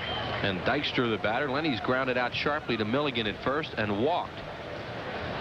Hit number 4 for the Phillies. Way inside to Dykstra. They are really pitching him in tonight. Lenny's standing right on top of the plate. This fella has the face of an angel, doesn't he? He really does. Yeah. I've never heard Lenny called an angel before. No, he just has the face of an angel. That's hit hard. Oh, what a play by Milligan. And they got a double play out of that. 3-6-3 double play. He can't believe it. That ball was hit hard right down the line. And that was a bullet. Milligan got it on kind of a half hop, and Dykstra did not get out of the batter's box. Yeah, and a heck of a job by Larkin, because the shortstop can't use his legs much on that play. It's an all-arm throw, and that's what he used, his very strong arm to get him. So quickly, 2 outs and nobody on base for Morandini. Mickey has an infield single, has scored a run, and was involved in that strikeout double play his last time up. He was the batter. It's a real break for Belcher. You know, that could have been extra bases. Instead of double play, nobody on. And it would have been extra bases if Milligan hadn't been holding the runner on. There's Dykstra, that face of an angel. To tell him you said that, he'll like that one. Strike called on a breaking ball to Morandini. Let's pause for station identification on the Phillies television network. You're watching Phillies baseball on WPHL-TV, Philadelphia. And Morandini swings and misses at a high pitch. Strikeout number 2 for Belcher. Both on Morandini. No runs a hit, no errors, and nobody left on base. To the bottom of the 5th, 2-2.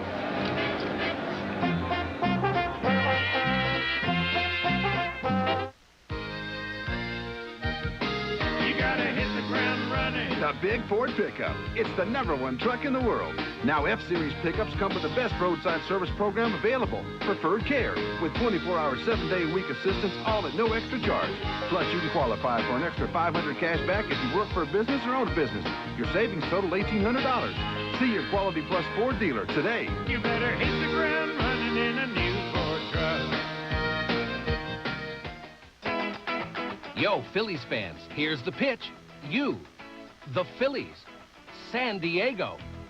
It's the Jiffy Lube Coca-Cola Phillies road trip. Go to Jiffy Lube and you could win an all-expense-paid trip for 4 to the Phillies-Padres game in sunny San Diego. Round-trip airfare, deluxe hotel accommodations, and meals are all included. But hey, you can't win if you don't enter at any participating Jiffy Lube before June 30th. It's the 10th reunion of the National League champs. The 83 Phillies play an 83 All-Star team Saturday, June 19th, 6 p.m. in the Heroes of Baseball game, compliments of Upper Deck. Before the Phillies play the Marlins at 7:35. Call 463-1000. My deepest condolences. You look just like your mother. Oh, God. Tomorrow at 5:30 on PHL 17. PHL 17 joins in remembering all who've died for our country. Tonight's Phillies game on PHL 17 is brought to you in part by Bud Light. If you want great taste that won't fill you up and never let you down, make it a Bud Light.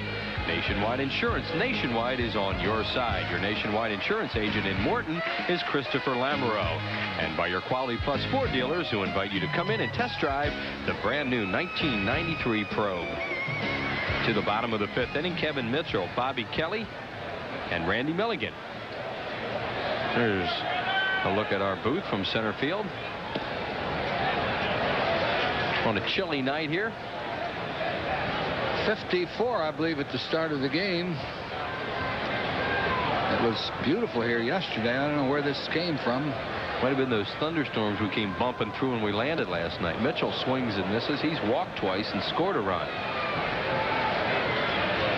Last 2 flights we've had going west to east have been a little shaky.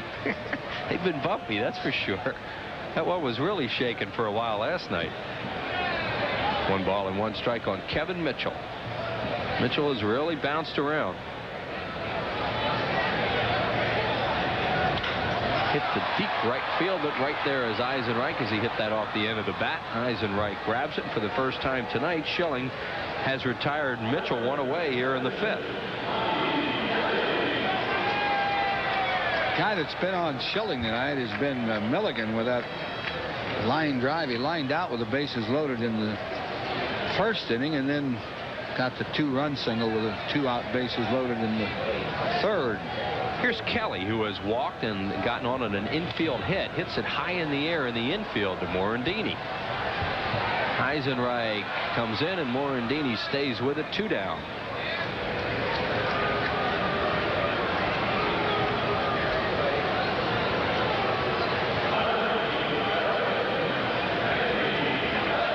Schilling is a workhorse. He can throw a lot of pitches, and he has thrown a lot of pitches. And he'll pitch just as long and as hard as he can. Well, as much as he struggled tonight, it's 2-2. I mean, that's what he does for you. He keeps you in ball games. Milligan has been up twice tonight with the bases loaded. First time up lined sharply to center and then got a 2-run single for the Reds, 2 runs, and he fouls this one off right side.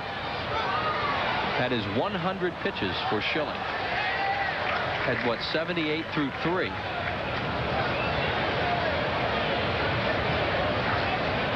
.62 strikes so far, and there's another one, and Milligan swings and misses at a breaking ball. Schilling has his first 1-2-3 inning of the night. No runs, no hits, no errors, and nobody left through 5. We're still tied at 2.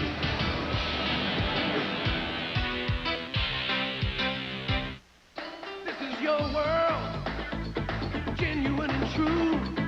You're the one who keeps coming through, 'cause you're giving it your best.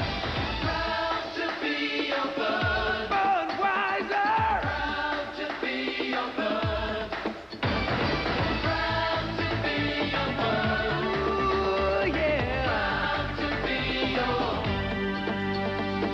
Proud to be your bud. What could 4 minutes cost if your 800 service goes down?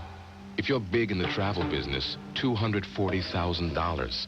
But with us, nobody misses the boat. Introducing the AT&T 800 service Never Miss a Call guarantee. Now, if there's a problem, we can reroute your calls in less than a second. Sign up for the Never Miss a Call guarantee. It's the #1 reason with AT&T 800 service. It's always smooth sailing. AT&T, the best in the business, guaranteed. New Neapolitan pizza from Pizza Hut tastes so authentic, it's fooling everyone. It's from Carlos on 10th. DeLuca's on 2nd. Rosanio's on Church. From Sal's on Liberty, see? Hand-stretched dough, rich tomato sauce, and whole milk mozzarella. I can tell by the sauce. This cheese is talking. The sauce is a dead giveaway. Oh, you want to go to Sal's? You go way down, you can't walk. Get 1 large Neapolitan pizza for just $7.99 or 2 for $11.99 every day at Pizza Hut. Pizza Hut? Pizza Hut. Pizza Hut? I was going to say that. I didn't want to, blurt it right out, Well, after 5, the starters are in, and both of them struggling a little bit. Belcher has given up 4 hits. Schilling's given up 6. Belcher tonight has walked 3 batters and struck out 2. Schilling's starting to pick it up a little bit now. He now has 6 strikeouts to go along with a season-high 4 walks in a 2-2 ball game. To the top of the 6th inning, John Kruk, Dave Hollins, and Darren Dalton for the Phillies. Kruk tonight, a perfect night. He knocked in a run with a sacrifice fly in the 1st inning, his 31st run batted in. And John walked and scored the tying run in the 4th. 2 runs, 6 hits, 2 errors. Cincinnati 2-4-1 Phillies. Fouled away left side. After the rocket ball, Whitey, we've seen the last 3 days. This is more like a normal baseball game, huh? Well, Phillies hitters just feasted out there. Yeah, that was different. The light air and the bad pitching. And the short left field fence. Kruk takes it high. 1 ball and 1 strike on John Kruk. Kruk at 369 as we take a look at the Phillies bench. They're pretty much right-handed in there now tonight. Only Juan Bell, the switch hitter, could come up left-handed, as Jim Fregosi starting mostly left-handed hitters against the tough right-hander Belcher. Belcher had the best batting average against right-handed hitters in the league last year at 178, and this year right-handed hitters hitting just 200 against him.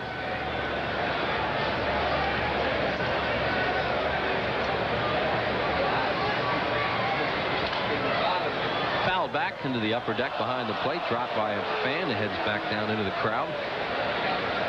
Tim Belcher's averaged 200+ innings his last 5 years. He's been a real workhorse. Pitching for the Dodgers for a number of years, and now over here at Cincinnati.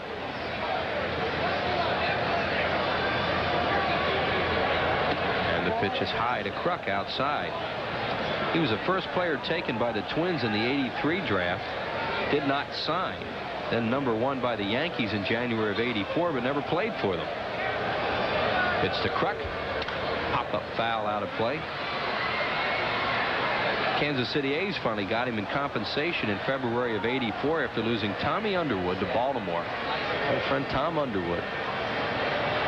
Saw him in Florida this year. He's part of a fantasy camp for the Toronto Blue Jays.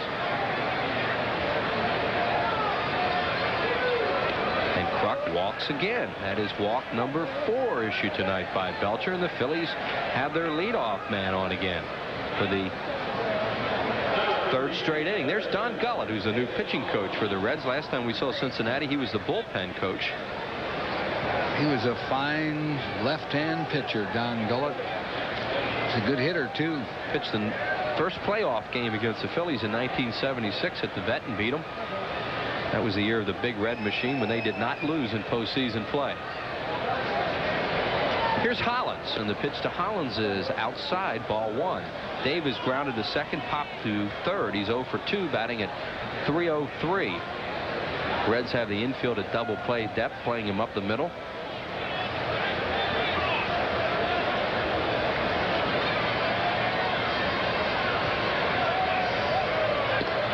And Belcher a little out of whack in this inning, and Joe Oliver is going to go out and have a talk with him. 2-0. Looks like he's trying to be a little too fine with these pitches right now. He's trying to make perfect pitches on that outside corner or just off the corner, and he's missing them. He was hitting some of those earlier. How about early in the game, White, he had short sleeves on. It's chilly here tonight. Yeah. Now he's gone to the long sleeves. course, the Reds have gone back to their old uniforms, the sleeveless uniforms. We had a lot of great old players played at Cincinnati in those uniforms. Ted Kluszewski. Yep.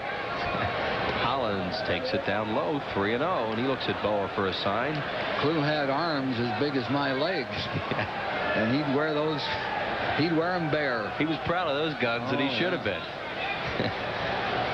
Passed away a few years ago. Hollins taking all the way, and it's over for a strike. Kruk a short lead off first. 3 balls and 1 strike on Hollins with Darren Dalton on deck. We're in a 2-2 game here in the 6th inning.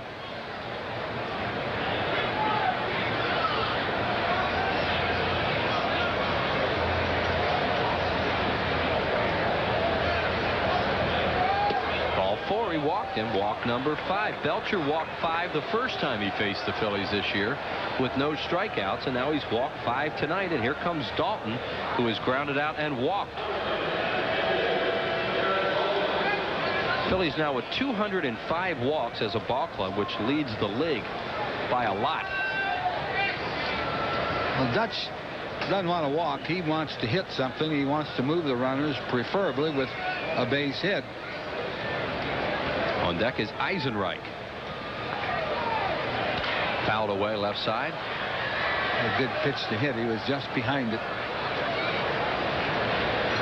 That's one of the few pitches that Belcher has come inside with. He's been mostly working the outside part. Came in on Dutch there. Kruk at second, Hollins at first. Nobody out here in the 6th inning in a 2-2 ball game. There are the base runners. Breaking ball missed low, 1-1. They're playing Dalton to pull in the outfield. Bobby Kelly shading him towards right center. There you see the center fielder. Mitchell well off the line and left. Up the middle with the shortstop Larkin.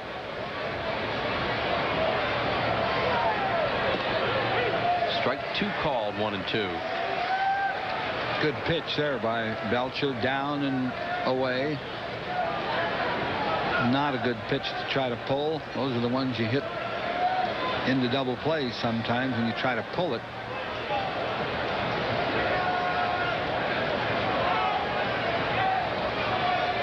Then Belcher had his sign, started into the stretch, and then decided to step off and start over again. Dalton leading the league in runs batted in with 45 of them. 14 homers for Darren. The pitch. 2-2.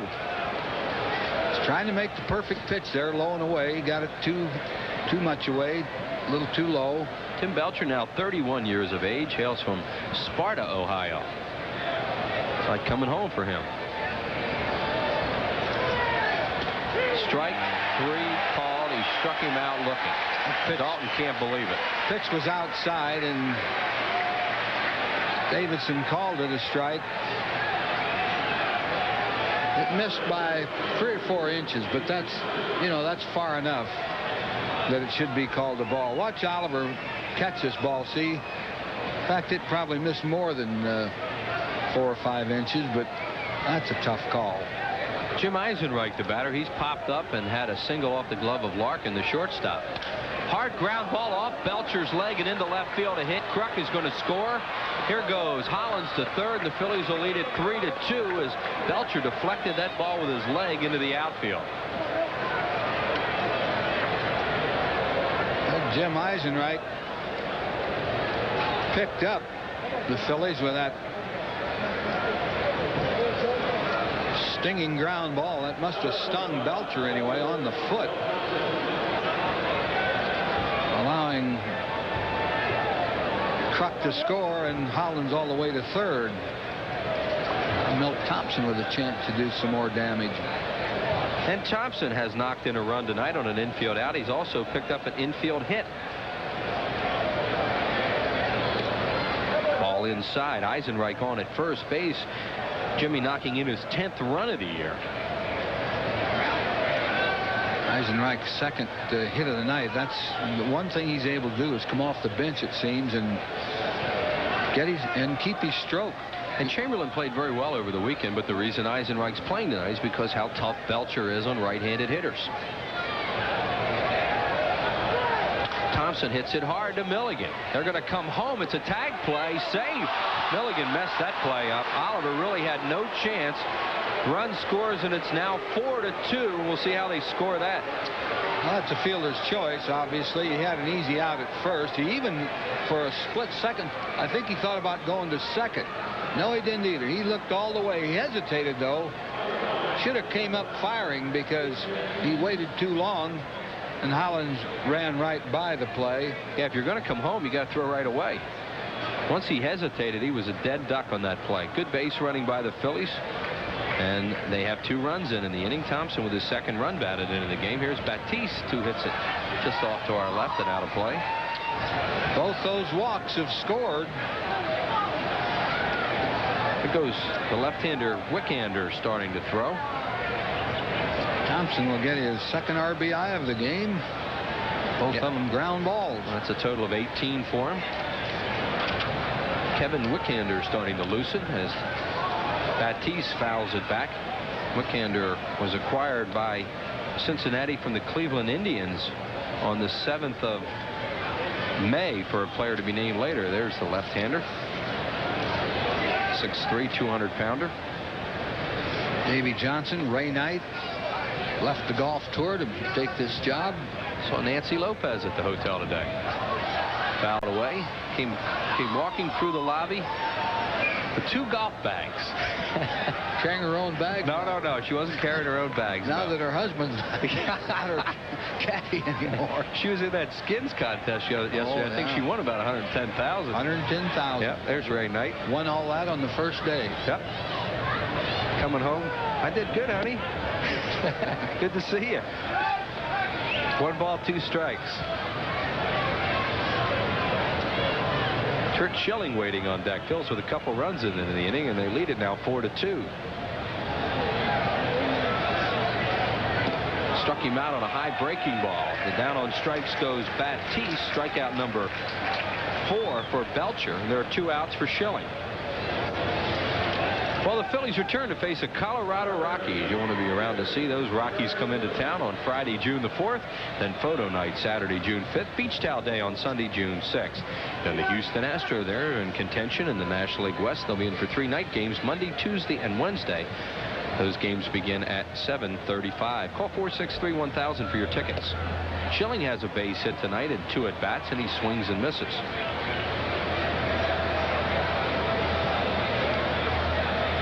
He's doing a good job of producing runs tonight and making Belcher pay for mistakes with walks. It's a bad defense. There's 1 foul just below us.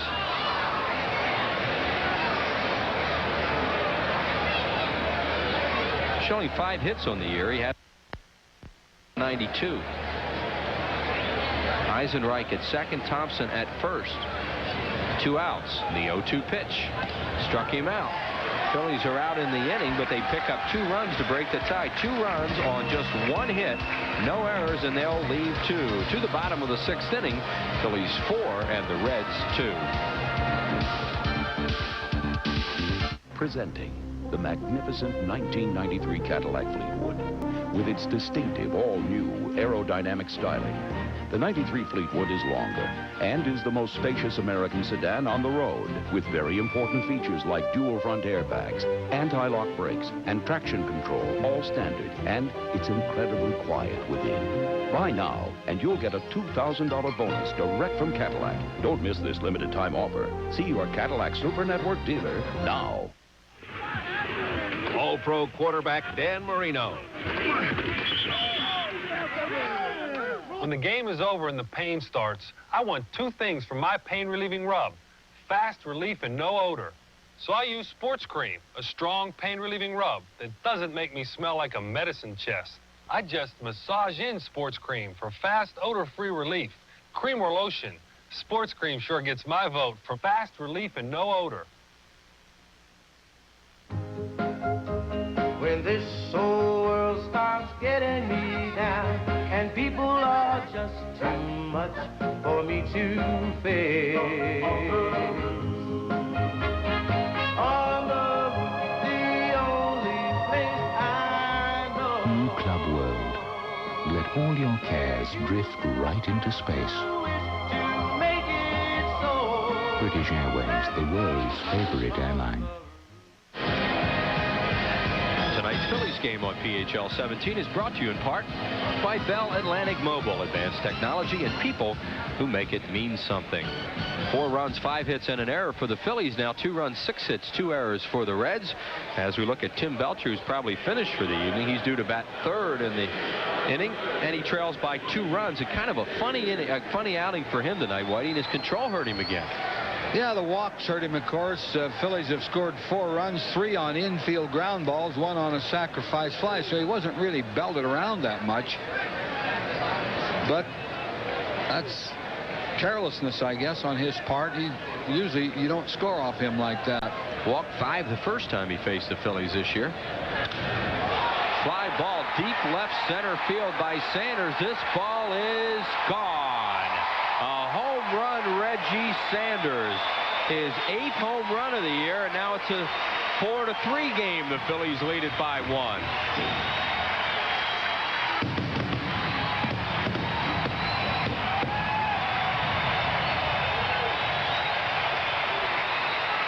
I tell you, this kid has power. He can jerk a ball like that. He doesn't always look good at the plate, but he hit a high fastball and he nailed it. Did he ever nail it? See if that keeps Belcher in the game. Now they're only down by 1 of the Reds. Joe Oliver, who struck out and flied out. Sanders had been 0 for 2. Up the middle. Morandini has time to get Oliver, and he got him. Good play by Morandini with a catcher running. And there's 1 down. And here comes Belcher.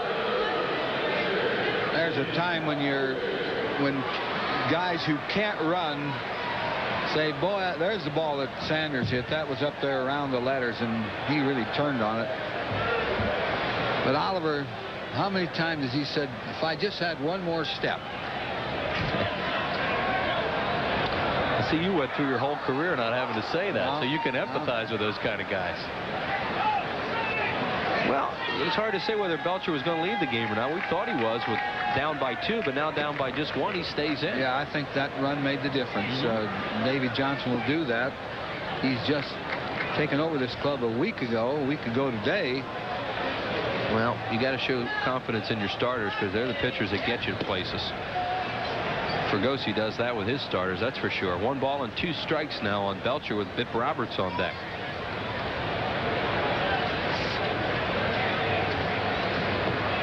Outside. That home run ball issued by Schilling is his 8th of the year. That's a staff high.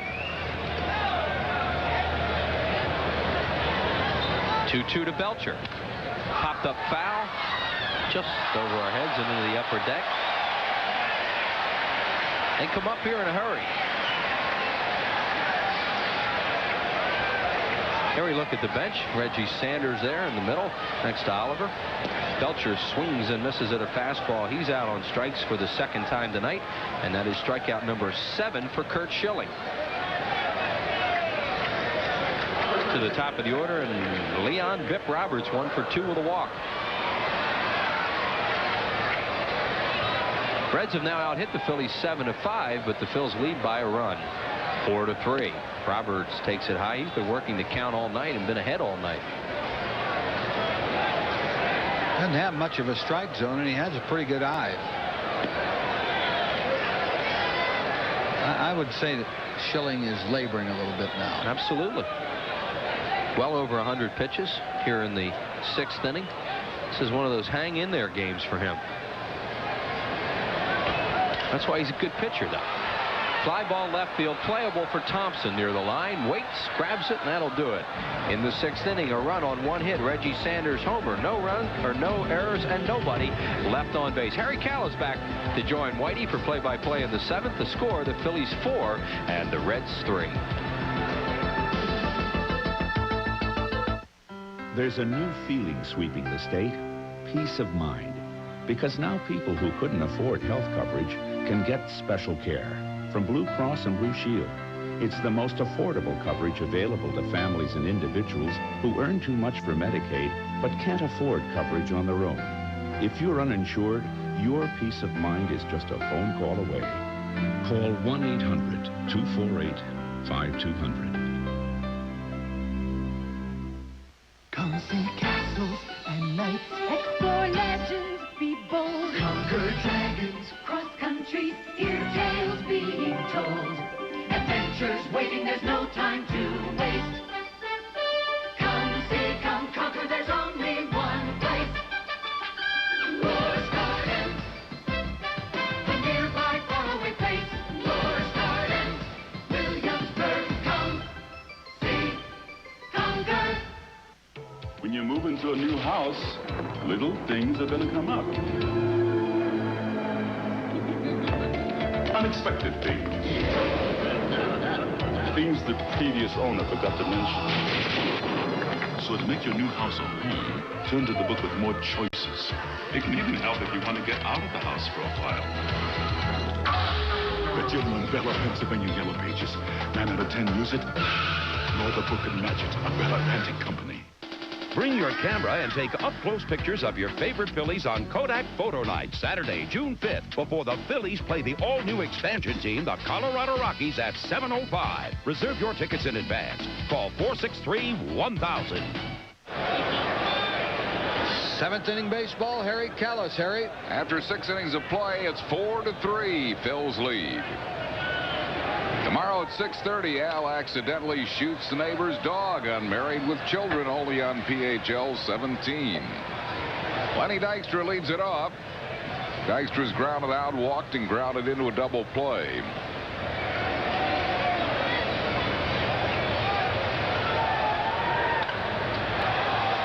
Into right center field. Bobby Kelly is right there, makes the grab. Look at this game, Whitey, and the Phils really are fortunate to have a 4-3 lead. Phillies really against Belcher have only hit about 2 or 3 balls hard the whole night. Yeah, the walks have hurt him. Both starting pitchers have scuffled here, and they're both still in there. Give the pitchers, I guess, a little credit for reaching back, trying to get a little extra.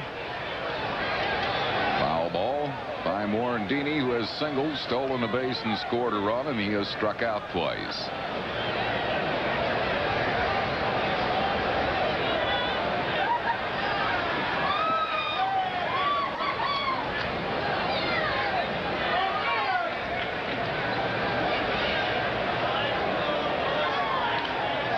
Fouls it out of play.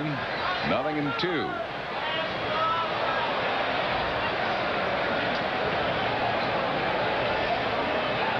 Dalton hoping he'll get a shot here in this inning.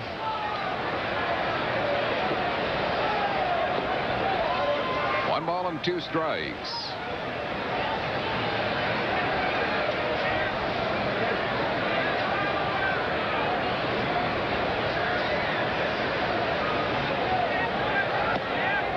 Close, just missing a little bit wide. 2-2. There was a pitch that he called Dalton out on. Yeah. Pretty good umpire, though. Bob Davidson usually gives you a good job. It's a full count.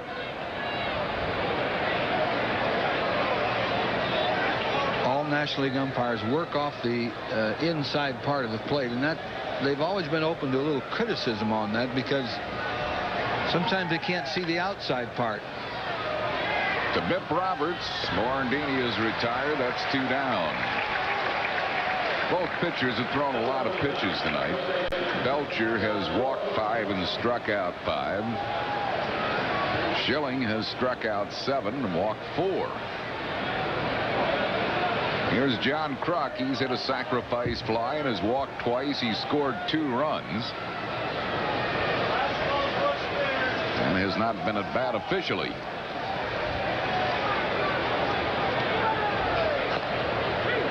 One strike to Kruk.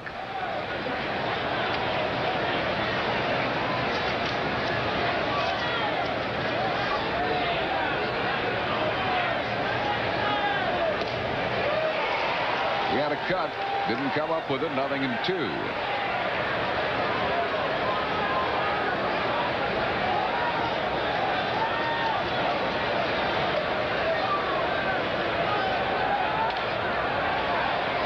out of play into the upper deck.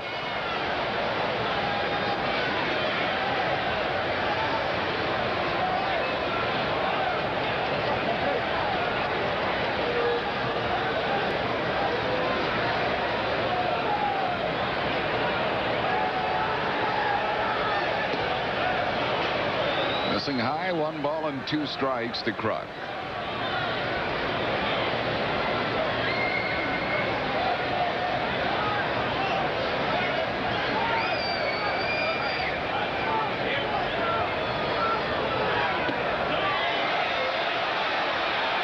Checked on the high fastball.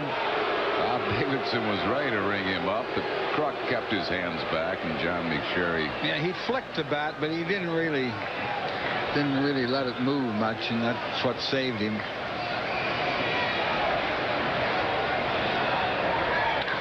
Hard ground ball. Nice grab by Bip Roberts, and he throws Kruk out, and that will retire the side. No runs, hits, errors, and none left. Stretch time at Riverfront. We go to the bottom of the 7th. Bills lead 4-3.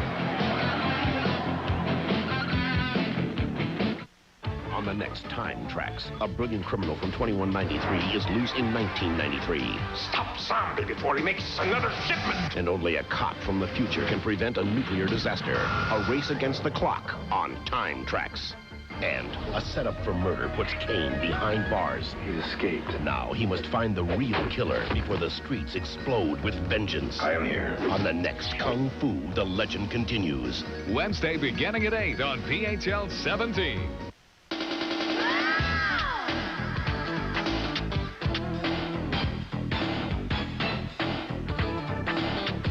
For the first time ever, the expansion Florida Marlins come to the Fed Thursday, June 17th and Friday, June 18th. Then the Upper Deck Heroes play Saturday, June 19th before the Marlins game. And it's a free vintage 1933 baseball cap for all men, Sunday, June 20th at 1:35. Order your tickets in advance. Call 463-1000.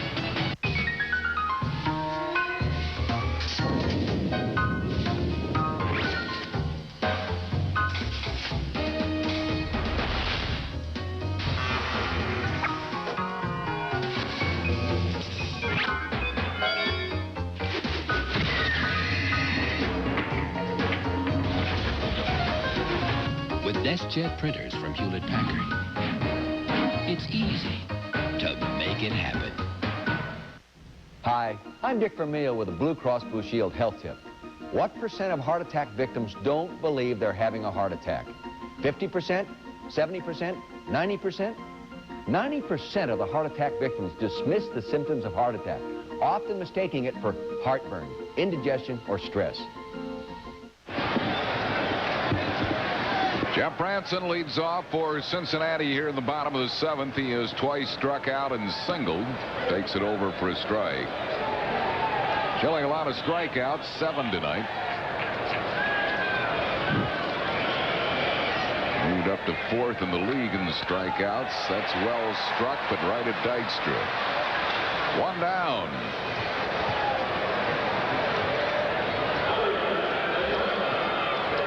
Bring on Barry Larkin. He's 2 out of 3, is twice singled and hit into a fielder's choice.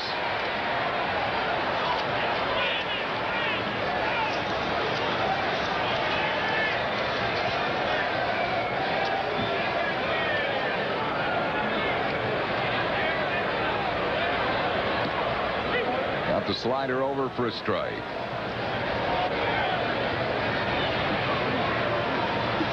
Schilling's pitching better now than he did early in terms of his location. Woo. Wanted that one. Didn't get it. Dalton's really all over Davidson, too, and the dugout's on him. Dalton's really giving it to him. He doesn't turn around. That shows him up when you turn around. But he's jawing at him. He's still jawing at him.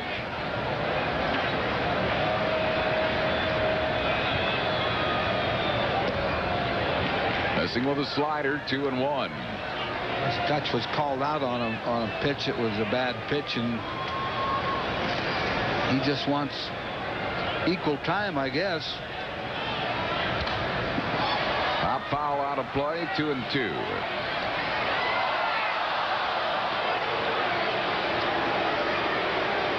balls and 2 strikes to Barry Larkin with 1 out, no base runners here in the 7th. Phil's lead 4-3.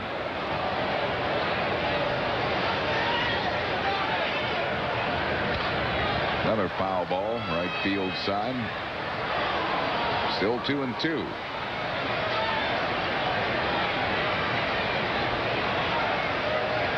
Schilling's a war horse. He'll battle, win or lose.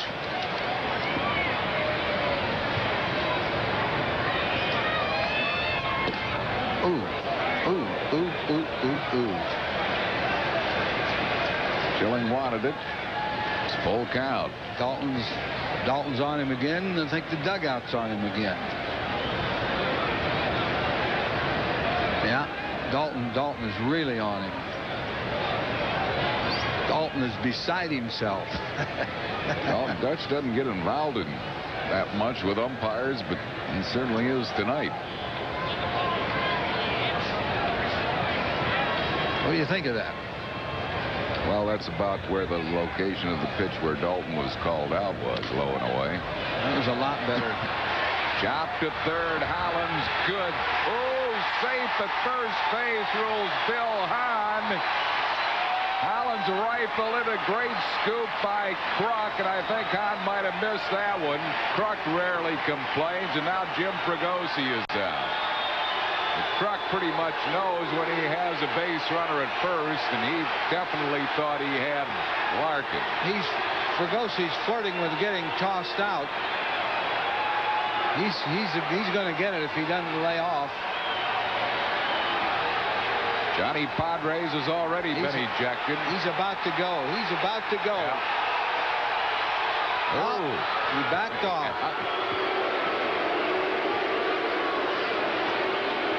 Take a look at it. Hollins made a good play. He made a low throw, but Kruk fielded it cleanly. Let's see. Oh, yeah. It was close, but he was out. Phillies have had some problems with a couple umpires in this crew. Here's Kevin Mitchell. 1 strike. Mitchell has twice walked and flied to right. Phillies are going to get Larry Anderson up in the bullpen.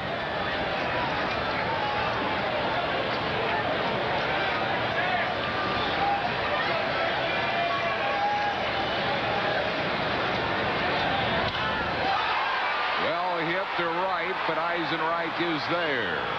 Makes the grab. Mitchell out. 2 down, and that'll bring up Bobby Kelly. Kelly's walk has an infield single and has popped up.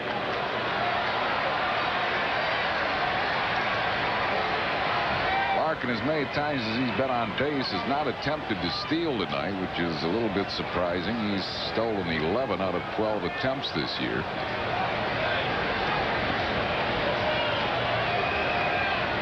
Not one of those, 50 base stealers a year, but he steals for a good percentage.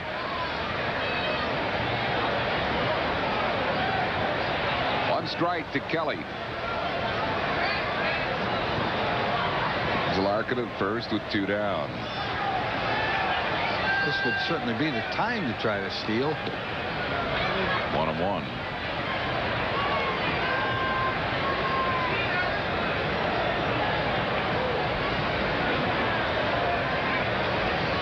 Bobby Valentine going through that series of signs. Up and in, 2-1.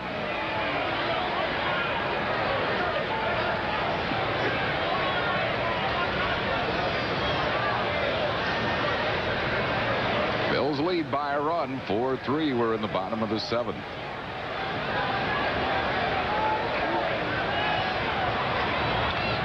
Fouls it back. 2-2. That's Kelly's long ball pitch, a high fastball. He had a good cut, fouled it back. I think Schilling would like to have him hit a slider or something away.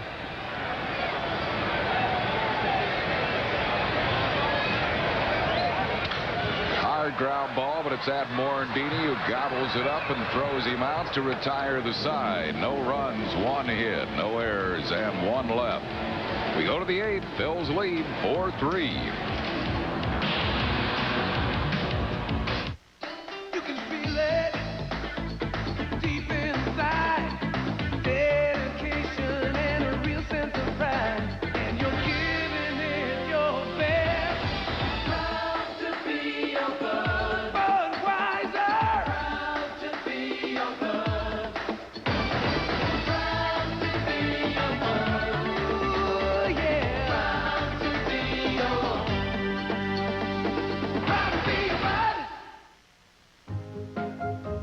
When this whole world starts getting me down, and people are just too much for me to face. Although the only place I know. New Club World. Let all your cares drift right into space. Make it so. British Airways, the world's favorite airline. What could a minute cost if your 800 service goes down? If you're a player on Wall Street, $910,000. But with us, you're always in the game. Introducing the AT&T 800 service Never Miss a Call guarantee. Now if there's a problem, we can reroute your calls in less than a second. Sign up for the Never Miss a Call guarantee. It's the #1 reason AT&T 800 service is always the smartest play. AT&T, the best in the business. Guaranteed. Tonight's Phillies game on PHL 17 is brought to you in part by the Bell of Pennsylvania Yellow Pages. No other book can match it. A Bell Atlantic Company. By the Pennsylvania Lottery. Lottery proceeds benefit older Pennsylvanians. And by AT&T. Because you're not the same as anybody else. There's the I-Plan. Dave Hollins leads off. He's grounded out, popped up, walked, and scored a run.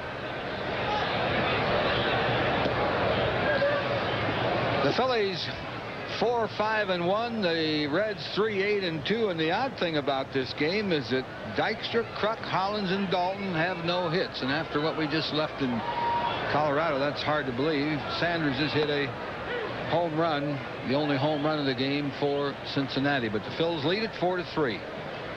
It would appear, Whitey, because of the pitch count of Curt Schilling, that might have been his last inning in the 7th. Larry Anderson stays up in the Phillies bullpen. Schilling has thrown an awful lot of pitches tonight.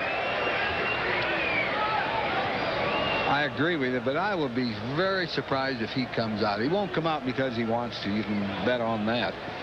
But Anderson seems to be warming up in earnest. Ball and 2 strikes to Hollins.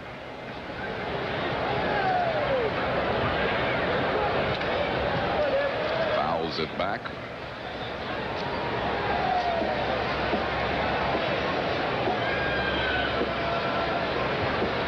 Phil's hold a 4-3 lead, although have been out hit 8-5. Walks have hurt Belcher. He's walked 5, and 3 of them have scored. Now has 6 strikeouts. Hollins chased a bad pitch. That was the off-speed pitch, way outside, a foot outside. Ball just kept running away from him. Brings on Darren Dalton, who was grounded out, walked, and was called out on strikes.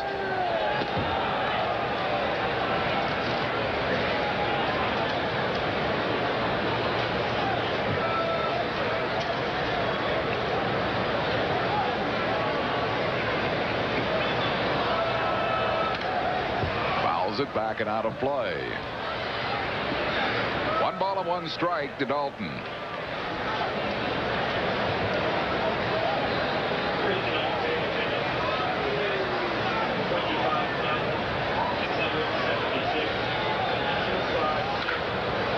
$25,676 the paid crowd here tonight.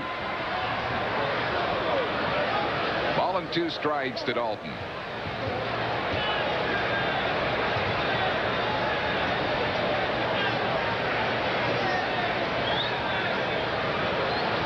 Phillies haven't had many games where they didn't get an extra base hit, have they? Phillies lead the league in doubles. All 5 of the Phillies' hits tonight have been singles.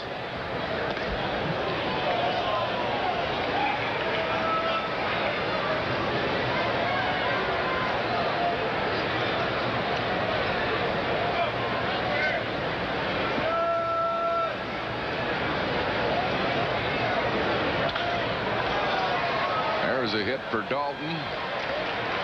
Hill's 6th hit, another single, and the batter will be Jim Eisenreich, who's certainly been a factor tonight. He's 2 for 3. Yeah, the bottom of the order has done most of the damage. Eisenreich a single and an RBI. He's put some runners in scoring in a position to score on ground balls.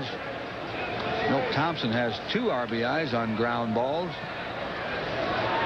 Jeff Reardon.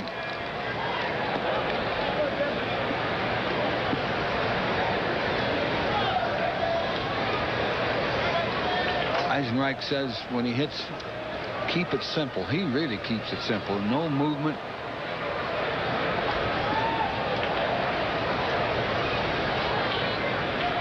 Reardon joined by the left-hander Kevin Wickander.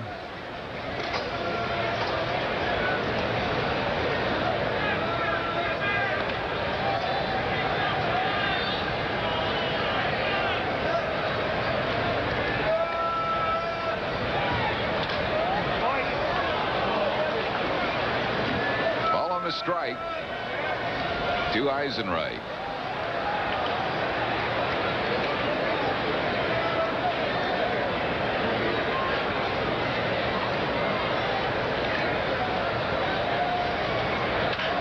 Another hit for Eisenreich, his 3rd. Solid single to left. Dalton will stop at 2nd. And the Phils with 2 men on base and 1 out for Milt Thompson. See how he laid the bat on that ball? He just leveled off nicely, hit it where it was pitched to the opposite field. Davey Johnson's coming out now.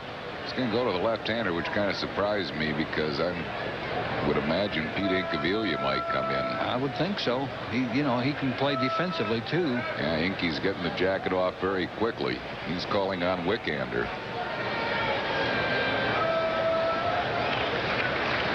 Well, this will be it for Belcher.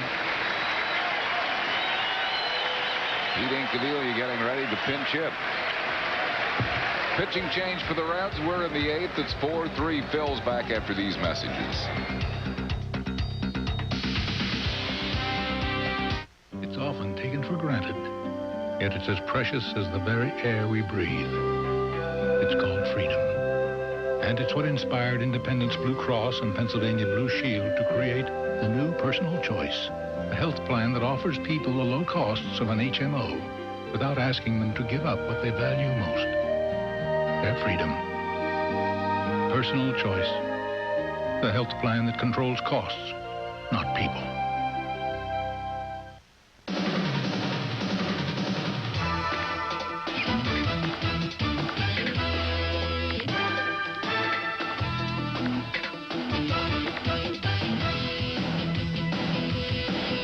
It's like having a Phillies ticket window come right to your home. Call 463-1000 and reserve your tickets in advance. No rushing, no waiting, no hassle. 463-1000. It's like having a Phillies ticket window right in your home. Kevin Wickander, the left-hander, a 28-year-old, is the new pitcher, 6'3", a 200-pounder. They got him from the Cleveland Indians for a player to be named later earlier this month. He was 0-0 for Cleveland, 4.15 ERA in 11 games. And for Cincinnati, this will be his 6th appearance. No wins, no losses, no saves, a 4.05 earned run mark. Pete Incaviglia, as expected, will bat for Milt Thompson. Thompson leaves the game 1 for 3 with 2 runs batted in. And Incaviglia's had great production per at-bat, hitting at 281. He has 32 hits and has knocked in 32 runs. Tim Belcher has to Wonder what happened. Gave up 7 singles, and he leaves the game trailing 4-3. The Phillies really have not hit many balls hard tonight. Walks really hurt him, though. 5 walks, 3 of them scored.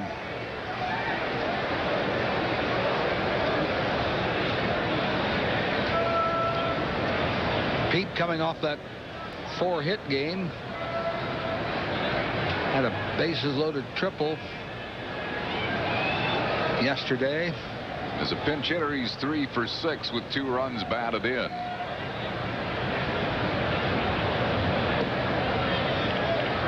One ball and no strikes.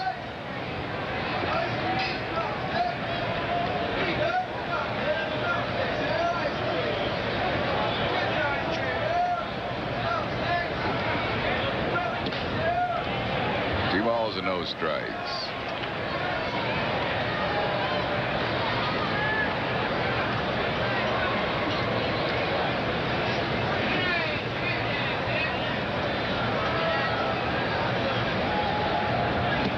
Got that one over. 2-1. 2-0 slider. All 3 pitches have been breaking balls, so must be what he does best. Off speed.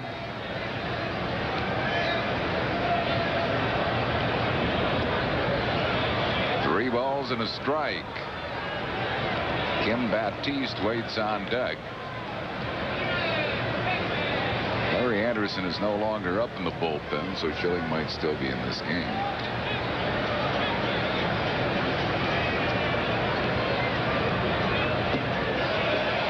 He walked him, and that'll load the bases. And Davy Johnson will go to Jeff Reardon now with the bases loaded.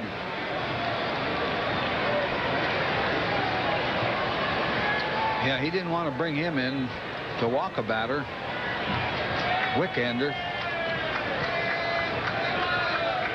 Phillies don't have any more left-hand. Well, they have Juan Bell who could pinch hit, but I don't think they'll make that change. Another pitching change for the Reds. 4-3 Phils in the 8th. Back after these messages. While you're enjoying some of the comforts of home, remember, your home can give you lots of other comforts. Like a way to consolidate all your bills and loans. Mellon PSFS Home Equity Loans. While you're enjoying some of the comforts of home, remember, your home can give you lots of other comforts. Like a college education. Mellon PSFS Home Equity Loans.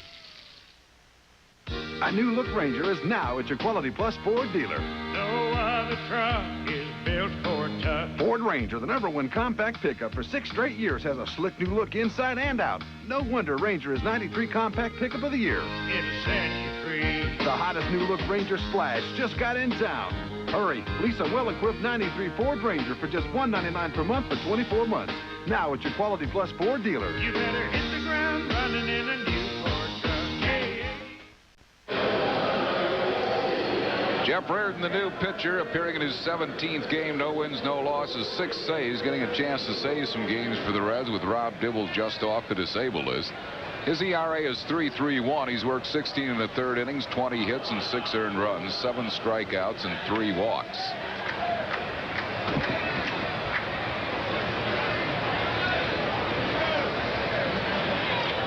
Kim Baptiste comes up with the bases loaded, and Ricky Jordan has moved into the on-deck circle. So Curt Schilling is finished for the night. 1 ball and no strikes. Reardon's second all-time in saves to Lee Smith. Reardon has 363 and Smith has 369.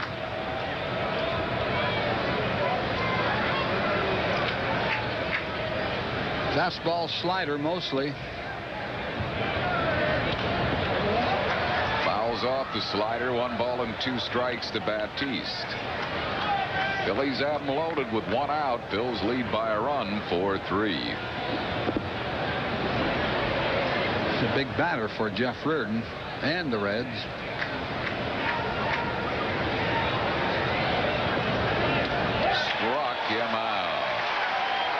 Baptiste goes down swinging. 2 down. And it'll bring on Ricky Jordan. Not a good at-bat for Baptiste. He struck out on a bad pitch high and inside, but it was a pitch you can hit if you get your bat on it. It's up there and in on him. But he really didn't have a good swing in that at-bat. Jordan batting at .333 as a pinch hitter. He's 3 out of 13.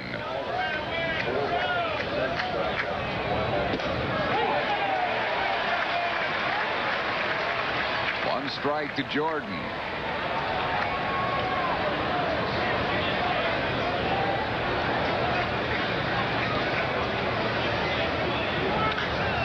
Fly ball, center field, not deep. Snared out there by Bobby Kelly, and that will retire the Phils here in the 8th. No runs, 2 hits, no errors. Phillies lead and loaded. We go to the bottom of the 8th, 4-3 Phils.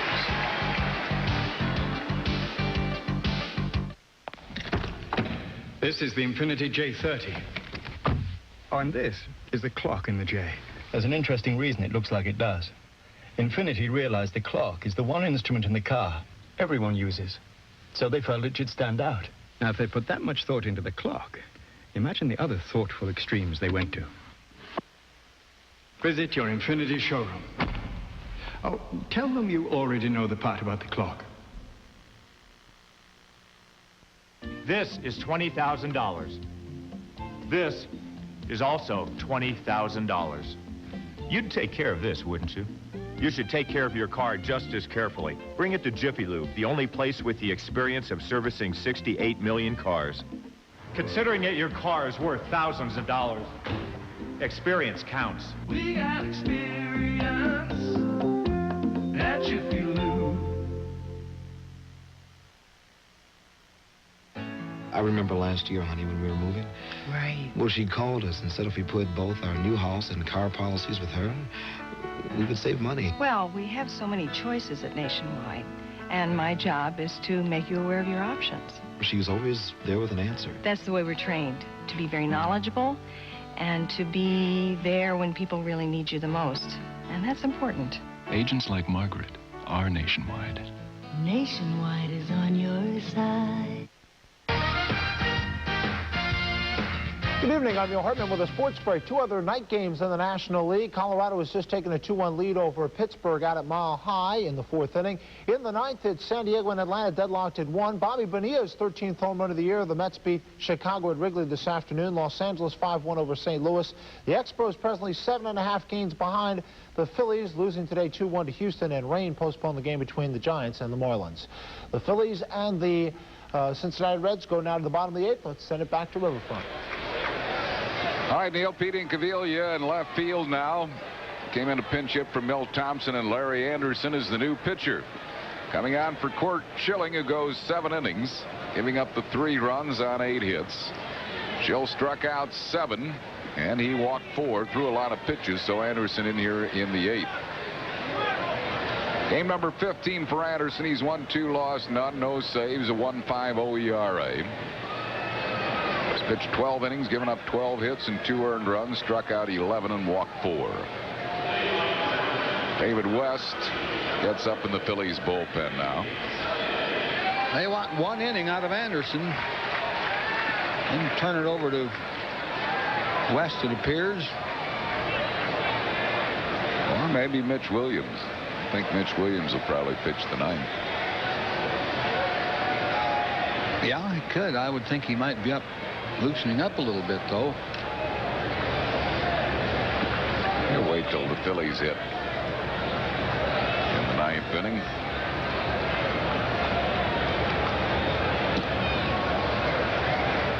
West is probably up there in case the Reds get a left-hand hitter up in a critical spot in this inning. Randy Milligan just missing for a ball, 2-0. Milligan is lined out to center, single to drive in 2, and struck out.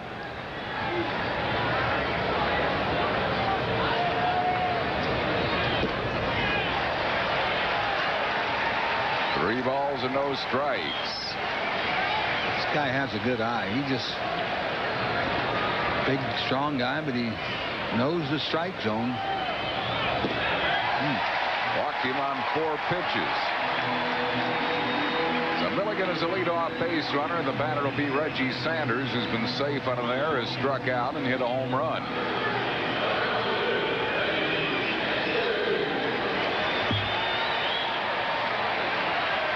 Juan Samuel is going to come out and pinch run for Randy Milligan.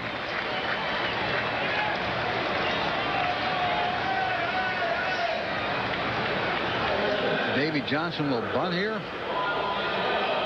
I don't think so with Reggie Sanders.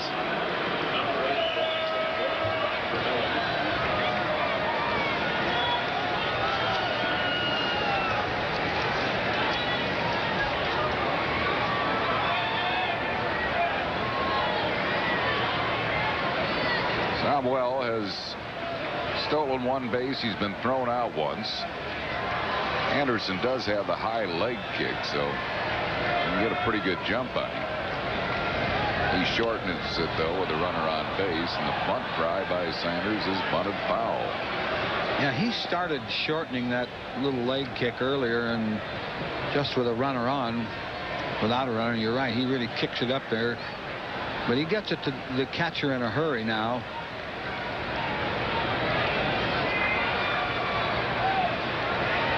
One strike to Reggie Sanders.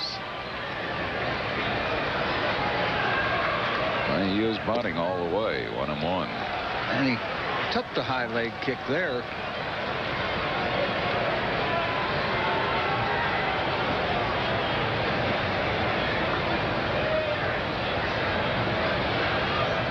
One ball and 1 strike to Reggie Sanders.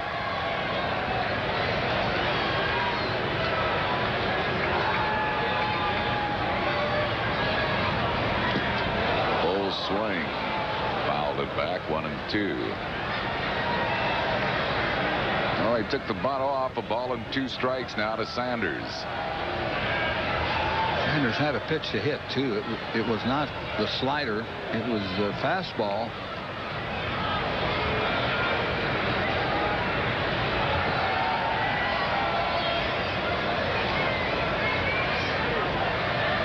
Twice in a row now, Anderson has taken his big kick. I guess in his mind he thought, well, they were going to bunt, so I don't have to worry about the steal. But now he might have to change that again. There he did. He does. Slider is tapped to deep short. No play anywhere for Kim Baptiste. And the Reds have their first 2 men on base here in the 8th. Allen's guarding the line, so he didn't figure in here at all. Not anything Baptiste could do with this except hold on to it. I guess Joe Oliver will try to bunt, although I can't ever remember him bunting. Oh, a walk and an infield single. And here's Oliver, who is struck out, lined out to right, and grounded out. Gary Varsho moving into the on-deck circle.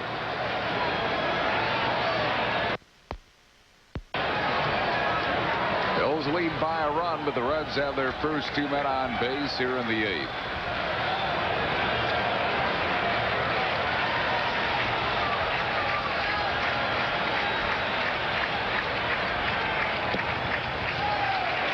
Slider misses for a ball, 1-0.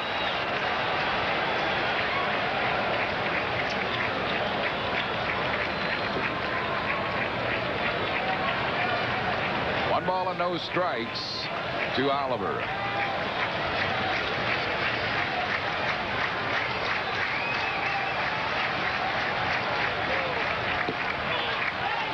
Whoa, Bach. Bach and Bob. Oh. Now Dutch is really getting on him. He's out. Oh, no. Has been ejected from the game. Jim Pagosi coming to protect his player. Dalton is, I have never seen Dalton this enraged. John Kruk now is keeping Dalton away. I've never seen Darren Dalton that enraged. That's been building up the whole game, and I think that just came to a head, and Dalton's really getting him. Now there goes Fregosi. You know, when you get a ball game and you notice the umpires, there's something wrong. I mean, this game has been taken over by the umpires. When you don't notice them, you know they've done a good job. These guys have... I'm sure it was a non-hesitation call by Bob Davidson, but at this point in the game, in the 8th inning, a one-run game, to call a non-hesitation balk to move the runners up to second and third is just, you know... That's his nickname, Harry. Balking Bob Davidson. I know, but it's...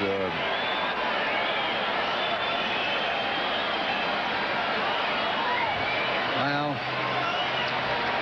nothing you can do. The pitch doesn't count. It was a ball, but you call a balk. The pitch doesn't count, so the count is 1-0 instead of 2-0. There's Dalton, and he's livid. He's been mad most of the game. Here's the balk. Come on, come on. In a one-run game, 8th inning situation, that's a nitpicking call. One ball and one strike. And there was a slight hesitation. That's what was bad about it. That's all you need is a little pause. So Johnny Padres has been ejected. Now Dalton and Fregosi. John Vukovich will run the club. 2 balls and a strike. Todd Pratt now catching, of course.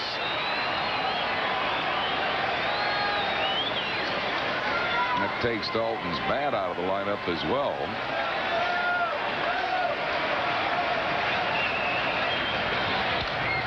High pop-up, foul, playable. I don't know. It doesn't look like it. No. 1 row back. 2-2. Not much room there. Jim Fregosi, Phillies manager, to his credit, was really out of that dugout in a hurry because he knew how Dalton was enraged, and you certainly don't want Dalton getting involved in anything like bumping an umpire or anything, and he kept him away from Davidson. If there's one guy on this team the Phillies can ill afford to lose, it would be Dutch Dalton.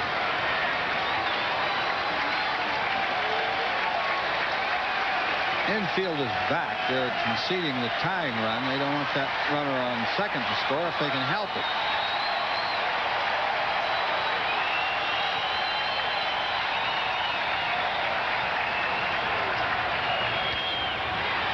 Fouls that one out of play. Still 2-2 to Oliver.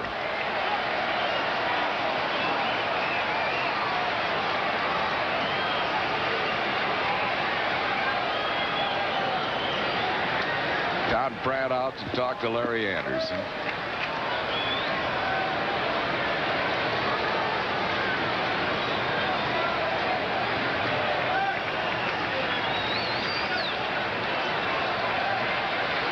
There's a guy running the club now, John Vukovich.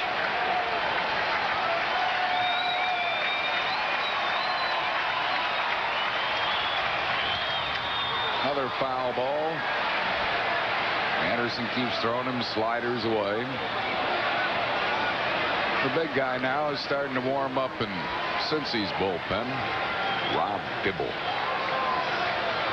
Just came off the disabled list. Pitched yesterday in New York.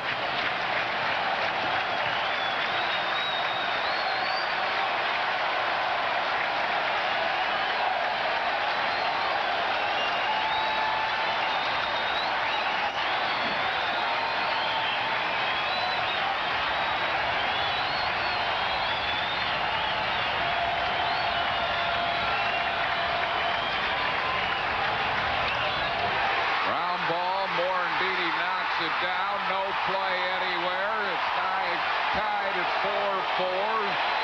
And the Reds have runners at first and third. Still nobody out. Give Oliver a hit.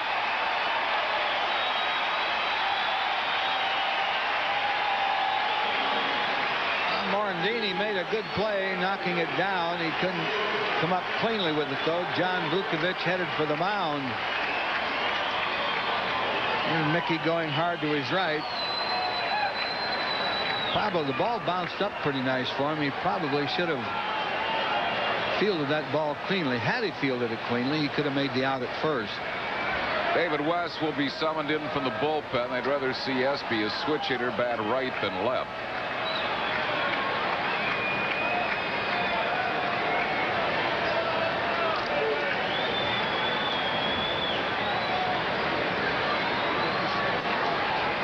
Pitching change for the Phils. We're in the 8th. We're tied at 4-4 back after these messages. New Neapolitan pizza from Pizza Hut tastes so authentic, it's fooling everyone. It's from Carlos on 10th. The Lucas on 2nd. Rosanio's on Church. From Sal's on Liberty, see? Hand-stretched dough, rich tomato sauce, and whole milk mozzarella. I can tell by the sauce. This cheese is talking. The sauce is a dead giveaway. Oh, you want to go to Sal's? You go way down. You can't walk. Get one large Neapolitan pizza for just $7.99 or 2 for $11.99 every day at Pizza Hut. Pizza Hut? Pizza Hut. Pizza Hut? I was going to say that. I didn't want to, blurt it right out, I remember last year, honey, when we were moving. Right. Well, she called us and said if we put both our new house and car policies with her, we would save money. Well, we have so many choices at Nationwide, and my job is to make you aware of your options. She was always there with an answer. That's the way we're trained, to be very knowledgeable and to be there when people really need you the most. And that's important. Agents like Margaret are Nationwide. Nationwide is on your side. David West coming in to pitch for the Phils here in the bottom of the 8th. The Phils in deep trouble here. It's a tie game. Runners at first and third and still nobody out. West appearing in his 21st game. No wins, 1 loss, 2 saves, a 1.42 ERA. He has 28 strikeouts in 25 1/3 innings and 11 walks. SP, the pinch hitter, will bat right-handed. Phillies bring the infield in with the runners at first and third and nobody out. Risky, but there's no choice.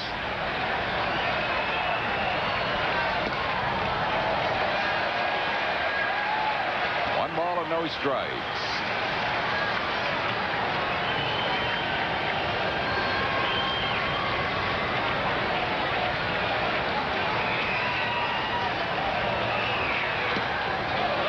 Good fastball, 1-1.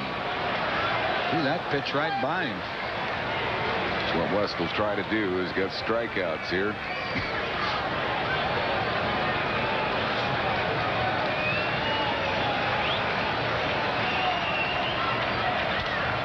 Ground ball. Morandini holds the runner, throws out SP. So that's 1 down. The runners are at second and third. And the batter will be Bip Roberts.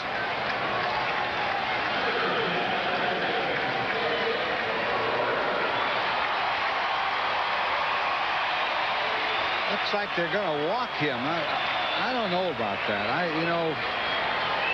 West can get a little wild. Yeah, I'm a little surprised too. Bip's only hitting 172 right-handed. Yeah, you take the infield back then into double play depth. Now you have a left-hand hitter, Branson, up there, but I don't think he'll bat. You had some luck getting one out with the infield in. Why not push it a little bit?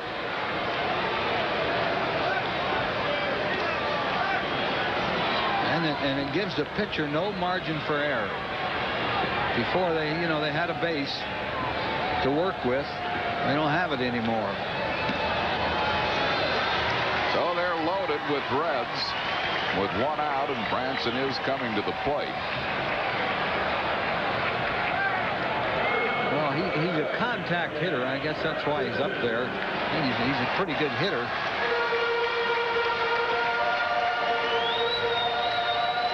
Not an easy guy to double. Bases loaded with 1 out. We're tied 4-4 here in the bottom of the 8th.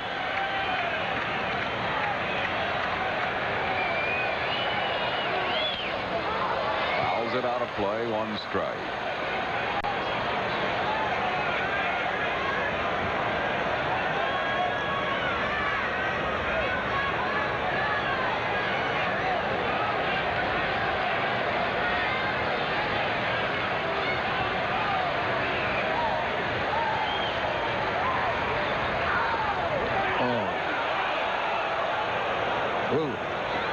just got under him. Wasn't in the dirt either. Fielded that ball with the front of the mitt down instead of scooping it like a scoop shovel the way you're supposed to do on low pitches. See? Yep. It's just slipped under him. Could have hurt. 1 ball and 1 strike.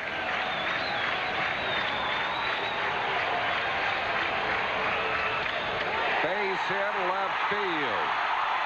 Sanders scores. Everybody else moves up a base.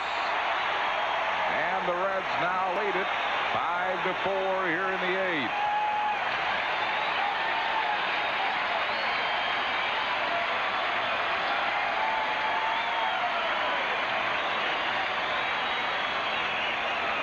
You have to give the hitter credit there. He sliced that ball into left field.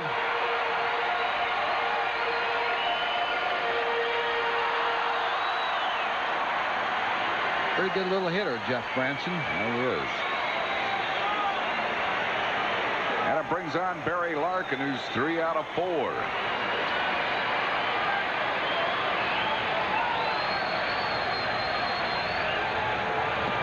Phillies quickly get Tim Mauser up in the bullpen.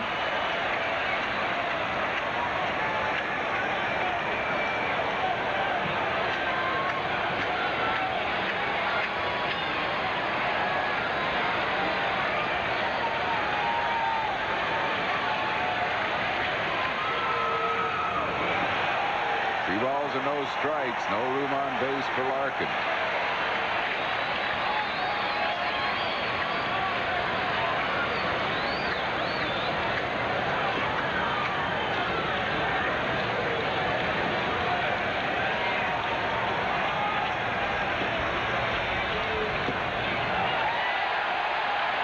Three and nothing.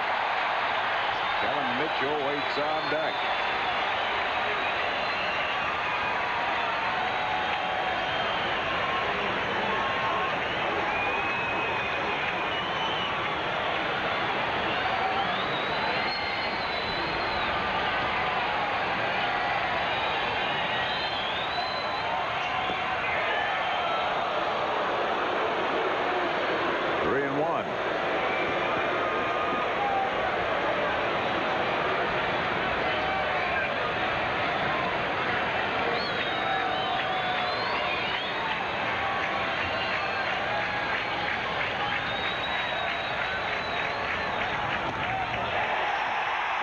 To force in a run.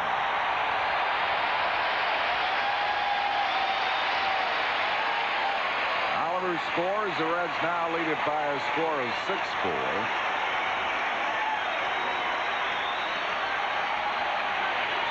You got to now, of course, it's already a pretty big inning, 3 runs, but you got to keep out of a disastrous inning. The Phillies still have a time at bat with the top of their order coming up. Got to hold off now and hope you can get Mitchell and the next guy. Kevin Mitchell 0 for 2 with 2 walks. He had a hack. 1 strike.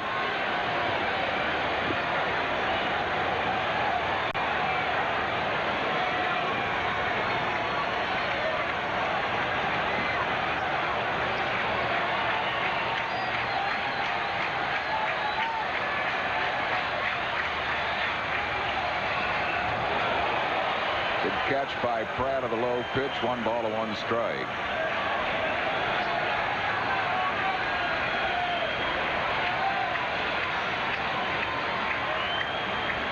Pratt catches those low pitches in the dirt. Backhanded. That scares me. That's not the way to catch that ball. Scoop it. A little bit high. 2-1.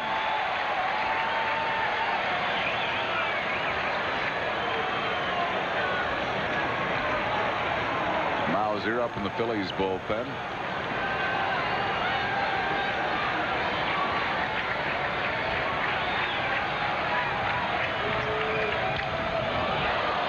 Three balls and 2 strikes.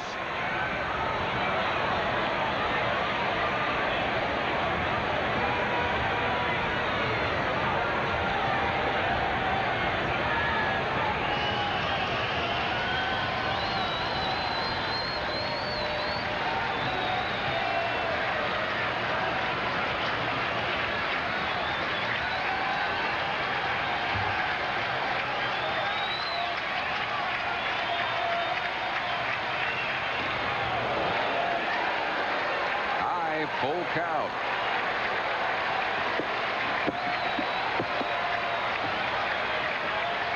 Sacks full of Reds. No place to put Mitchell.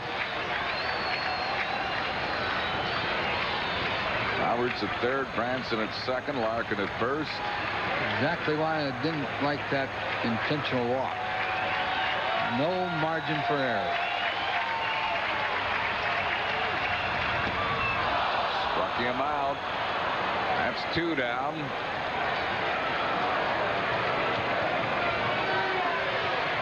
And that'll bring up Bobby Kelly. Threw the fastball right by Kevin Mitchell. Good pitch right up there on the outside corner with some mustard on it. Bobby Kelly is 1 out of 3 with a walk.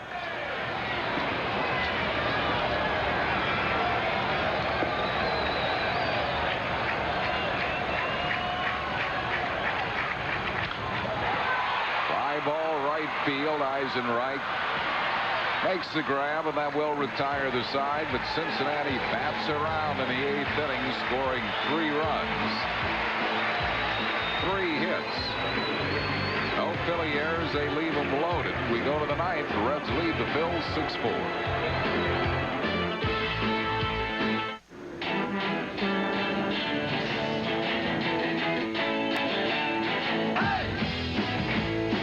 Bud Light Spotlight is rolling back into New Jersey, and that means you could be the star of a Bud Light commercial. You guys leave me your commercial. I'm Hollywood material. Ain't that right, baby? I love my Bud Light. I love it. Bud Light. Bud Light. Just look for the Bud Light Magic Truck and the Bud Light Film Crew. What would I do to be in a Bud Light commercial? And get ready to see your name in lights.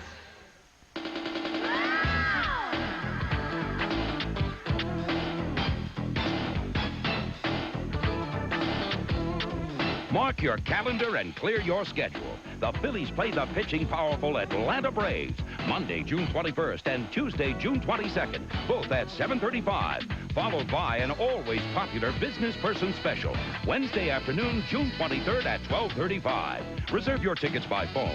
Call 463-1000. Aerostar is twice the value at your Quality Plus Ford dealer. No other truck is built for tough. For a limited time, get a double bonus discount on Aerostar. That means savings of $1,900 plus $1,000 cash back on the ideal family vacation wagon. It'll set you free. V6 power is standard, 7-passenger seating and more towing capacity than a Dodge Caravan. Plus a double discount and $1,000 cash back now in a 93 Aerostar. You better hit the ground running in a new Ford truck. Hey, hey. Travel arranged through U.S. Air with hourly non-stops to Boston from 6:30 a.m. to 7:30 p.m. every business day. U.S. Air, making business travel easy. After 8 innings of play, it's Cincinnati 6 and the Phils 4. Weeknights at 7:30. Don't miss Real Stories of the Highway Patrol. Catch a special edition after tonight and tomorrow night's game right here on PHL 17. Cecil Espy coming into play left field. Juan Samuel stays in the game at first base. Rob Dibble is the new pitcher, missing for a ball to Lenny Dykstra. Dibble used to be purely a power pitcher. He throws a lot of sliders now with that fastball. Before going on the DL, Dibble had appeared in 7 games, no wins, no losses, 3 saves, a high ERA of 6.43. 7 innings of work, 5 hits, 5 earned runs, 9 strikeouts, and 9 walks. And he's behind Dykstra 3-0.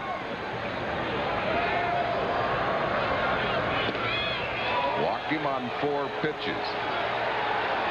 So Dykstra is aboard, and that'll bring on Mickey Morandini. Mickey 1 out of 4.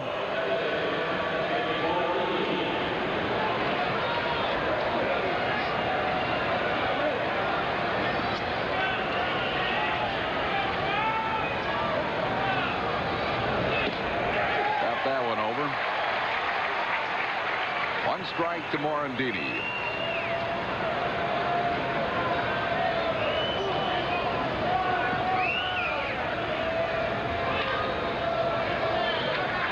out of play, first base side.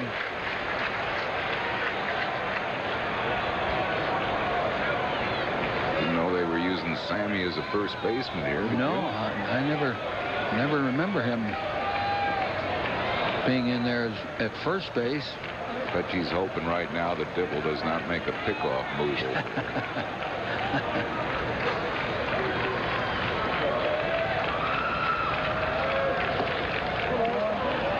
Ball and 2 strikes.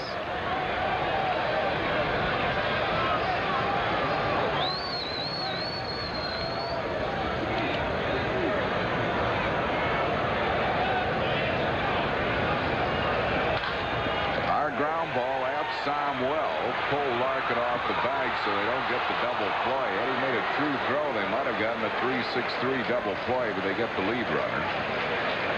Dykstra at second base, 1 down. It'll bring on John Kruk. Yeah, he made a nice play catching the ball and knew what he wanted to do, but Larkin had to come back to the bag. That cost him a little time.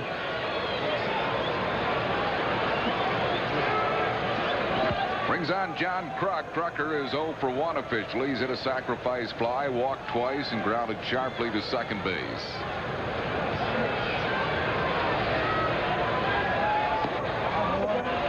One ball and no strikes.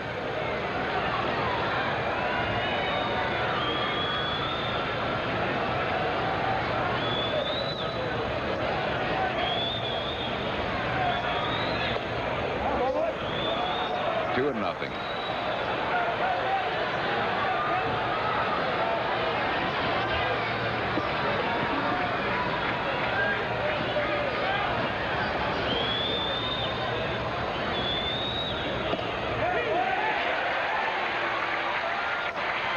In truth, Sammy probably should have just stepped on the bag there. And, you know, they're not worried about 1 run. Guess he thought he could get the double play, and he might have, but he hasn't made that throw from first to second very often. Maybe never until then. 3 balls and a strike as Dibble fell down after the delivery of the pitch. Yeah, that knee gave out, or the leg gave out.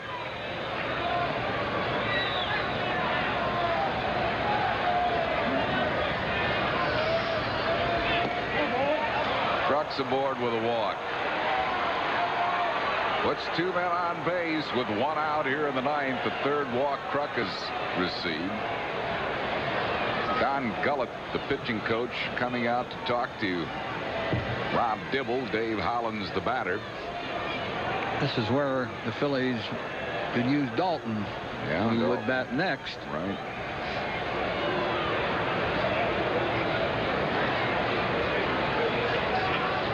But the 2 walks have hurt the Reds tonight. They certainly hurt Belcher. 3 walks scored out of 5.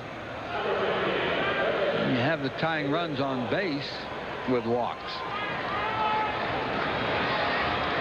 And Mitch Williams starting to throw in the Phil's bullpen.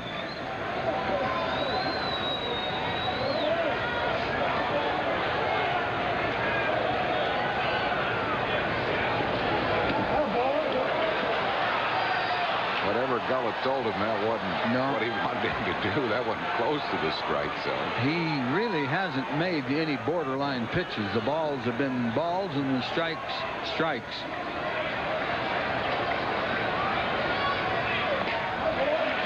2-0.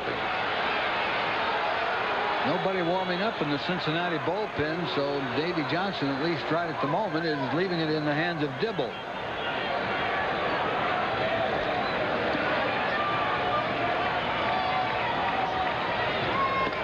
That one over.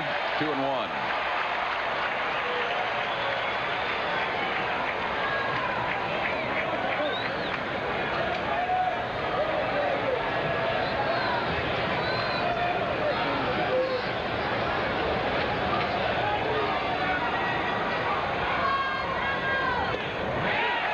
Slider for a strike on the inside corner. It's 2-2.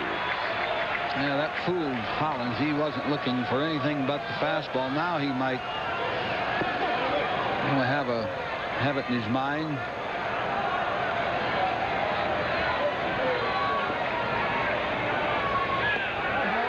Miss with a slider. It is a full count. Doubt if he would throw a 3-2 slider. Fastball is, that's been his bread and butter pitch all these years.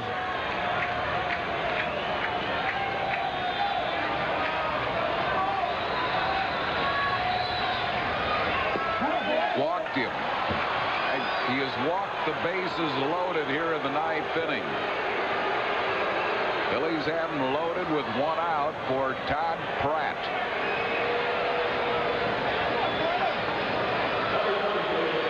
Pratt, batting for the first time, came in when Dalton was ejected. He's 2 for 11 this year. That's a tough spot for Todd Pratt. Going in face of this guy. Bases loaded in the 9th. Your first AB. Since coming off the disabled list. Had a good hack at that fastball. Missed it, of course.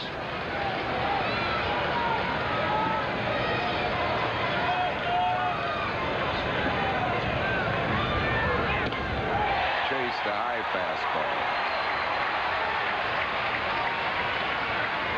Jim Eisenreich waiting on deck.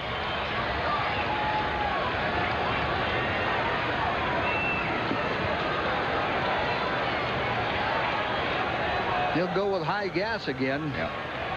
Hoping that Pratt would chase.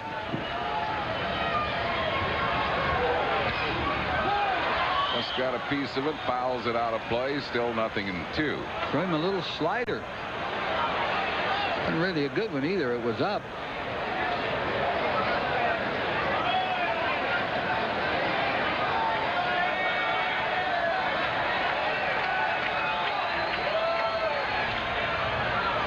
Fly ball right field. Reggie Sanders makes the catch. The runners are going to hold. 1 run does not make a difference, and a strong throw by Sanders. That'll bring on Jim Eisenreich. 2 outs and the bases jammed here in the 9th. Eisenreich 3 out of 4.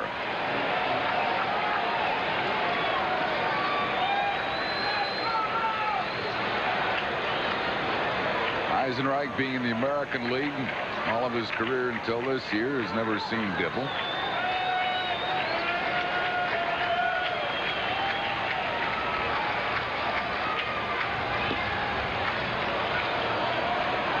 No, he could call a hesitation balk on Dibble if he wants. He's not coming to a full stop. Same thing Anderson is doing.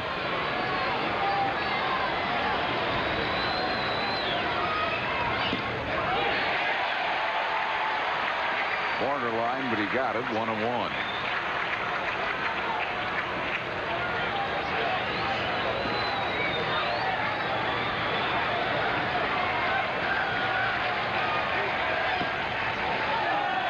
Two balls and a strike.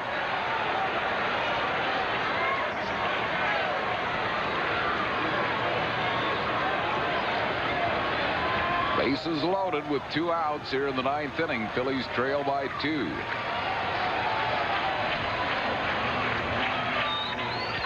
Hard ground ball. Somwell juggles, recovers, makes the play, and that'll end the ball game.